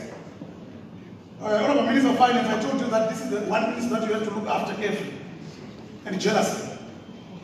Government is spending a lot of money. We're talking about owing Tel1 a lot of money. Those are telephone bills and data bills. But we recommended the installation of an internet which will make use of voice over internet, which will not cost a lot of money as what we're spending right now on telecommunications. This will enable ministers or government officials to communicate internally using the internet, and they can also have video conferencing facilities. That will save money in the money. It will reduce the bill, the telecommunications bill right now. Not only that, but it will also enable people to have meetings, virtual meetings, without having to drive all the way to Bulwer to meet with the provincial leadership of the provincial management. You can achieve that by having a virtual meeting or a video conference. I know it's way after 5, maybe around 6 now. It's now 7. I know what that means. Anyway, Chairman, I could go on and on, but let me thank you for the opportunity that you've given me. Thank you.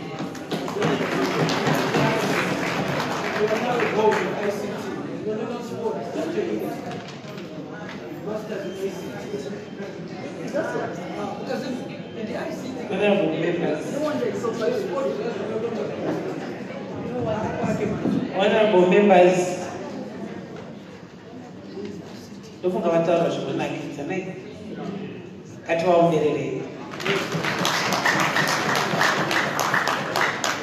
now I'm opening the floor to honorable MPs. Against someone is already, so you should end and can shoot now. But I'll start from this side. I'm in the chair. So you will see, we better just, there's only one person, all of you are going to, but there's one thing I want to ask you. Please just tell us how you can assist. Because I realized someone to like it's a question time. No, it's not a question time. We need to say this discussion. So what you want us to do? How are you going to help? How are you assisting that ministry? How do you want to assist? But not question time, no. Okay. Now I can see their lessons. Okay. Okay. Thank you, Honorable Chairman. Then, Mr. Speaker, honorable. well, Please, My if you can say your name so that they'll be able to. My name is Honorable Ngol Masenda, Runga East constituency. I prepared questions. So if it is not questions, then I'm not going to have a say. Thank you. Okay, thank you. Next. Thank you very much. My name is Honorable Munenzi. I have 2 questions to ask. They are very, very short. It's not we want you to assist the budget. It's not that you know, if we start asking questions, that's why we can be here until 7 o'clock. Maybe one clarification. If you want clarification, yes. If you want clarification, even the honorable wanted to speak. If you want clarification from the honorable ministers, yes, they will clarify. But we need to assist. Yes, clarification, yes. Labor and social welfare. May I know who is responsible for grain distribution? Is it the councillor, the CCW, or what? Then why do we have Minister of Education? I want to understand. I need clarity on why we have acting heads in schools for 10 years. No, that one you can leave it for Wednesday. Question time. Next, honorable. Okay. Yes. Thank you. I heard the Minister of Energy bemoaning the issue of a lot of deaths which we all have with disaster. Why can't the Minister just make the prepaid meters available and not even charge, because they can still recover through a certain percentage that can be deducted when you purchase electricity. And I think it's a smart way of recovering that. On the social welfare, it is obvious that when you reach the age of 65, you deserve to be looked after by the government. Like me, in quite a number of areas, we see people being written their names down and others being omitted. Why can't we just use the Register General to make sure that whenever a person gets to 65 years, you are included in the assistance by government? No, that was me. My name is Honorable Raida from Berengwa East.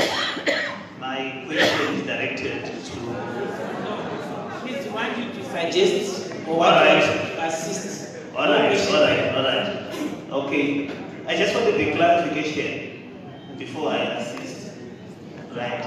On the budget for Ministry of Energy and the Power Development, we heard our minister talking about rural electrification, but we didn't hear issues about RIA being talked about the provision of a budget for RIA. Thank you. Okay.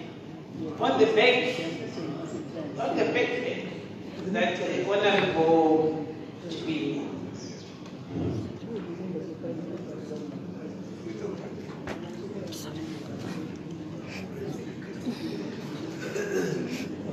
Thank you, Chair. The Minister of Finance, I want to recall, talked something about being transferred to the purview of provincial governments. Can we get clarification? Because we now need to know whether to support the Minister of Public Works on her bid for BIM, or then reserve it to the 5% remainder for provincial governments. That's one. The second one is to the Minister of ICT. So you're asking the local government? No, public works. Government clarification. Whom do we support? The local government, I just think I kind of put away public works. So it's one person, it's one ministry. Yes, okay. Public works, the public is one ministry. No, I mean the labor social services. Sorry, labor social services. Then the Minister of ICT. The figure 244 million, so stated by the chairperson. as a revenue accruing to my transactions could be doubled or even trebled if we migrate to the 4G platform. I see that most of my POS, they take about 30 seconds each month dialing, and therefore that reduces the time and cost of doing business. If we could migrate to the 4G platform, we can increase that, we can reduce that time and increase the money which we can get as revenue. Thank you. Okay. Thank you, Honorable Chairperson. In the Honorable Kumrewa West, recommendation is directed to the Minister of Energy. Tazit wanakutugura rotunda asi paita nyaya yekuprioritize panyaya dzematransformers. Takamira parizvimwe zvichidakupayafana nodzoromo.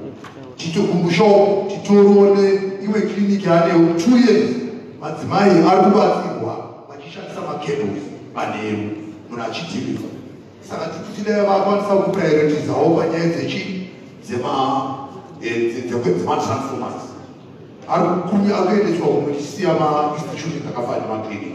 Thank you. Sitarango constituency. Tudakuta wananishebatsira social welfare panyaya yechikafu. Toona kuti panyaya yechikafu zvikawanzoitwa kuti basa zhinji rikanyanya riro muoffice tinozopedzisira takuzopa vanhu chikafu pafiwa nevanhu. Saka ndaikurudzira kuti dai manya vakangozwa kuti unenge arikutaunza akakwanisa kubatsira vanhu vakwanise kurarama kune chikafu nguva ichiripo.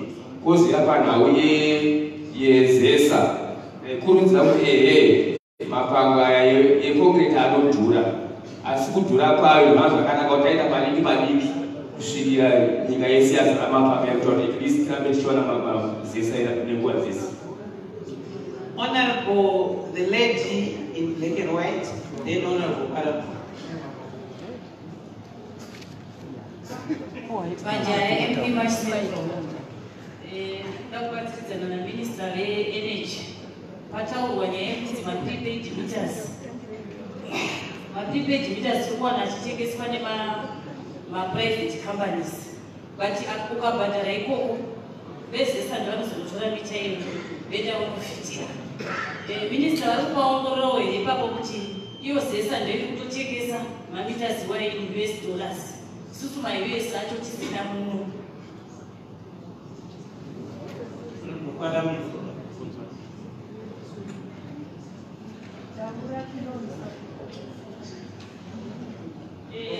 Oh. It's a very good innovation, but it is very expensive. I would like to suggest that the Minister of Education, whenever we resources, kana kuti vawedzere mari yogarura viyo inofamba.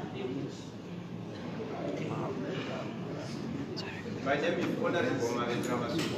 I just want to direct this to the Minister of Energy and Power Development. I think we've listened to you the way you deal on the fuel cost. Probably I can shout. Yeah, my question is directed to the Minister of Energy and Power Development. My comment, he gave us the high cost of fuel and diesel per month. And I think the main problem here is in Zimbabwe, there are so many cars. You can't have everyone driving to work. It's only here. What we need to do is to actually capacitate the public transport system, because you can see there is a 20 queue of ETs which is going to get fuel for one bus which carries 110, but they are running with 2 people. So I think it is important that we capacitate that and will cut that fuel bill and forex and allocate it to productive sectors. Thank you.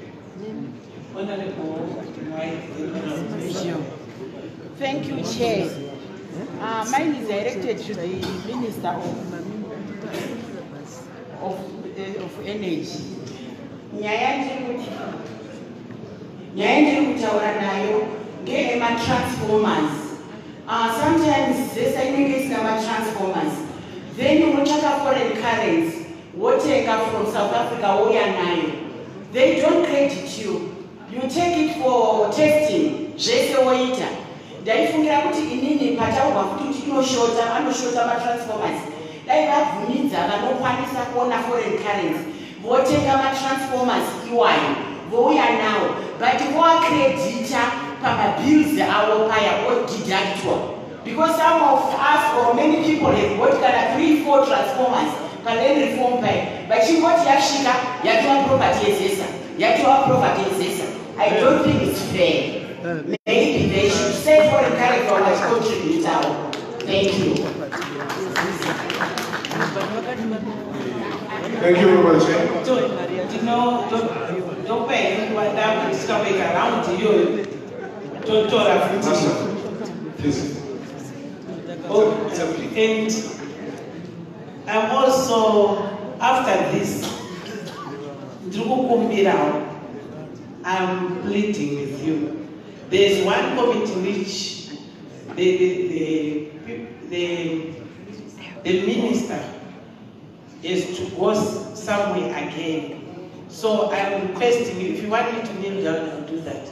Just to ask if you can allow the Committee of Health to present.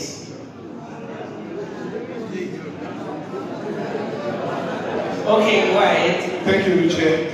Mine is a plea to the Minister of Primary Education. Minister, since the budget is so tight as you presented, I was overthinking that in rural areas, why don't you relook at your registration requirements for A-level? Especially you're looking at the establishment of laboratories in rural areas. We have students who want to pursue arts in tertiary education. They don't really need laboratories in the rural areas. That's number one. Secondly, follow up to that. If you could also increase the number of secondary schools in rural areas. I'm speaking specifically for Urume as a district. Urume district has got 5 constituencies. Honorable Minister, please. It's got, listen to the figures, Honorable Minister. Urume as a district has got 5 constituencies. 5 constituencies, we have 100 secondary schools and only 20 high schools. So we are saying 80 students, 80 secondary schools, students, they suffer, they don't go in, so a lot of school dropouts. And then I was zeroing into Magunji constituency.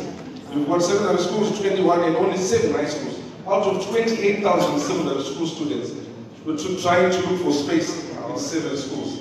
In a constituency. Thank you, Chair. My contribution rather is to the Minister of Education.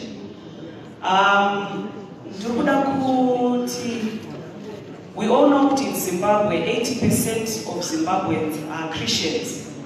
Saka, I think I'm in support of infrastructure to build more schools. Because it's schools are Muslims. Like what happened, I think it was 2 years ago, we had a similar problem na the former minister, Minister Dokora. Saka I'm in support of more money to be put in building infrastructure in my schools, my primary schools. I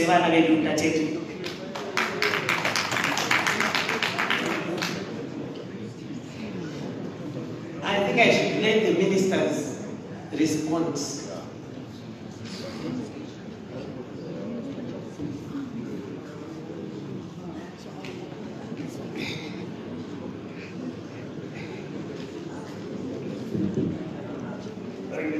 Thank you very much. I think the first question came from a member who wanted to know why we are not using registrars' records to identify beneficiaries to get food aid. He indicated that 65 years should be given free food. But in our constitution, section 82, it's not 65 years, it should be 70 years. And 70 years,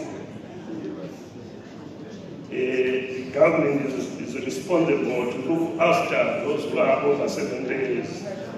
But again, will be, instead of getting that database from the registrar, they can still use their IDs because we believe everybody has an identity card.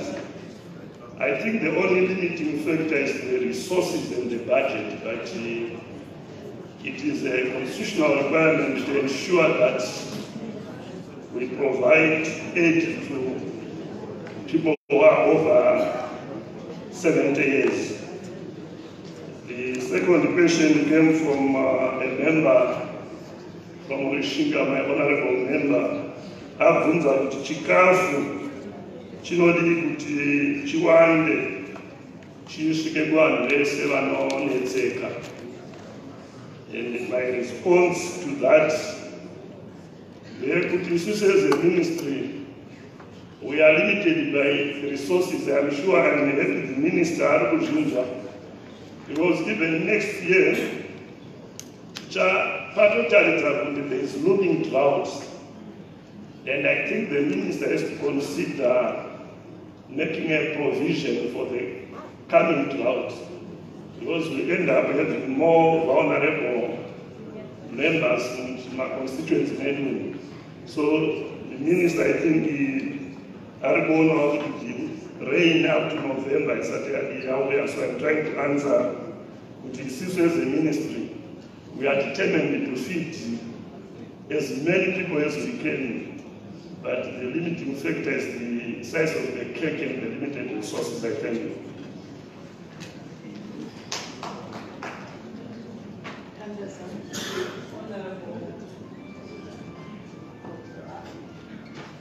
Honorable Maklima.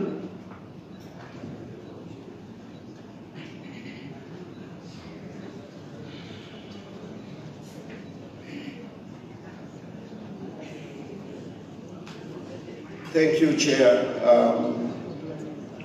Honorable Speaker said there were 3 interventions that were related to the portfolio of the primary and secondary education. There was an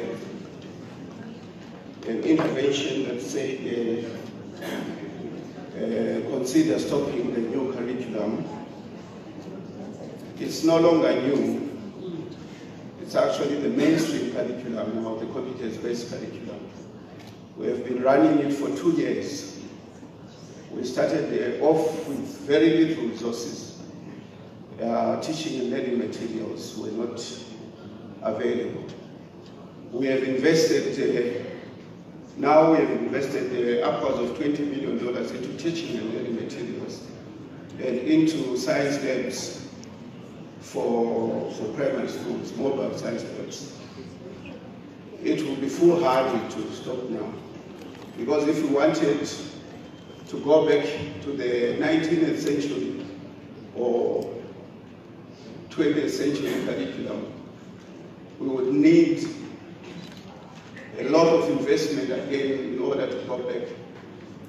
My suggestion is that we don't lag behind the rest of the world, but we continue the same curriculum, but we continue to resource it as a government. Part of what we are saying now in terms of establishment of time to actually pull up our socks and move on.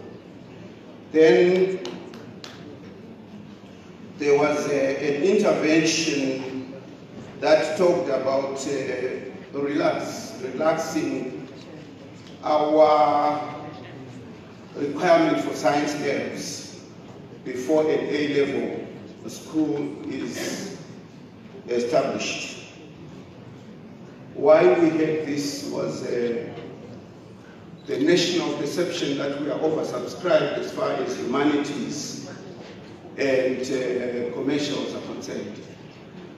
That in actual fact what we don't have is sufficient supply in STEM subjects. And so we have said any new high school that is being established should have enough facilities to promote STEM education. And again, we need as a nation to find resources in order to promote that, because again, we are saying this will give us the innovators that will move this economy. Then build more high schools. Exactly, that's what I said. We are short of 2,000 schools, and we want now, with the support of the Minister of Finance, to set up this fund or account, whatever we call it, so that we have enough comfort to investors. Get our resources now, we go and build these schools, and our learners can be in good facilities, and in facilities that are close to where they reside. So that's exactly my clarion call to government and also to communities to help us in addressing this shortage of the schools, which today stands at about 2,000 schools. But I also say that in some of the existing schools, there are areas where we need to upgrade the facilities there, including making sure that we have labs, we have TVET facilities, we have ECD facilities. Exactly why we are calling. In fact, I left everything else to concentrate on setting this education fund, which will help in infrastructure, but will also help in terms of supporting those learners who cannot afford. And eventually, we can grow this fund. As our economy grows, we can grow this fund to where we can provide free basic education like countries, just like countries like Ghana, Rwanda are doing at the moment. 80% of Zimbabweans are Christians. Some of our schools are being built by Muslims. There was this thing 2 years ago. Honorable members, I want to appeal to you that if there is any rumor about things, we are the leaders of this nation. We need to investigate and find the authenticity of such rumor. It would be rather unfortunate for the leaders, for the legislators of this nation to act on the basis of rumor. We have money that we got from the OPEC Fund for International Development. OPEC is a fund for countries that produce oil. It has nothing to do with religion. A lot of those countries are Christian countries. We got $20 million. We are currently building 17 schools. My expectation, if all goes well, is to say we should complete those schools by the end of this year so that we can house 10,500 learners who were learning in facilities like the bigger one that I showed you here. But in January this year, are going to be in super facilities.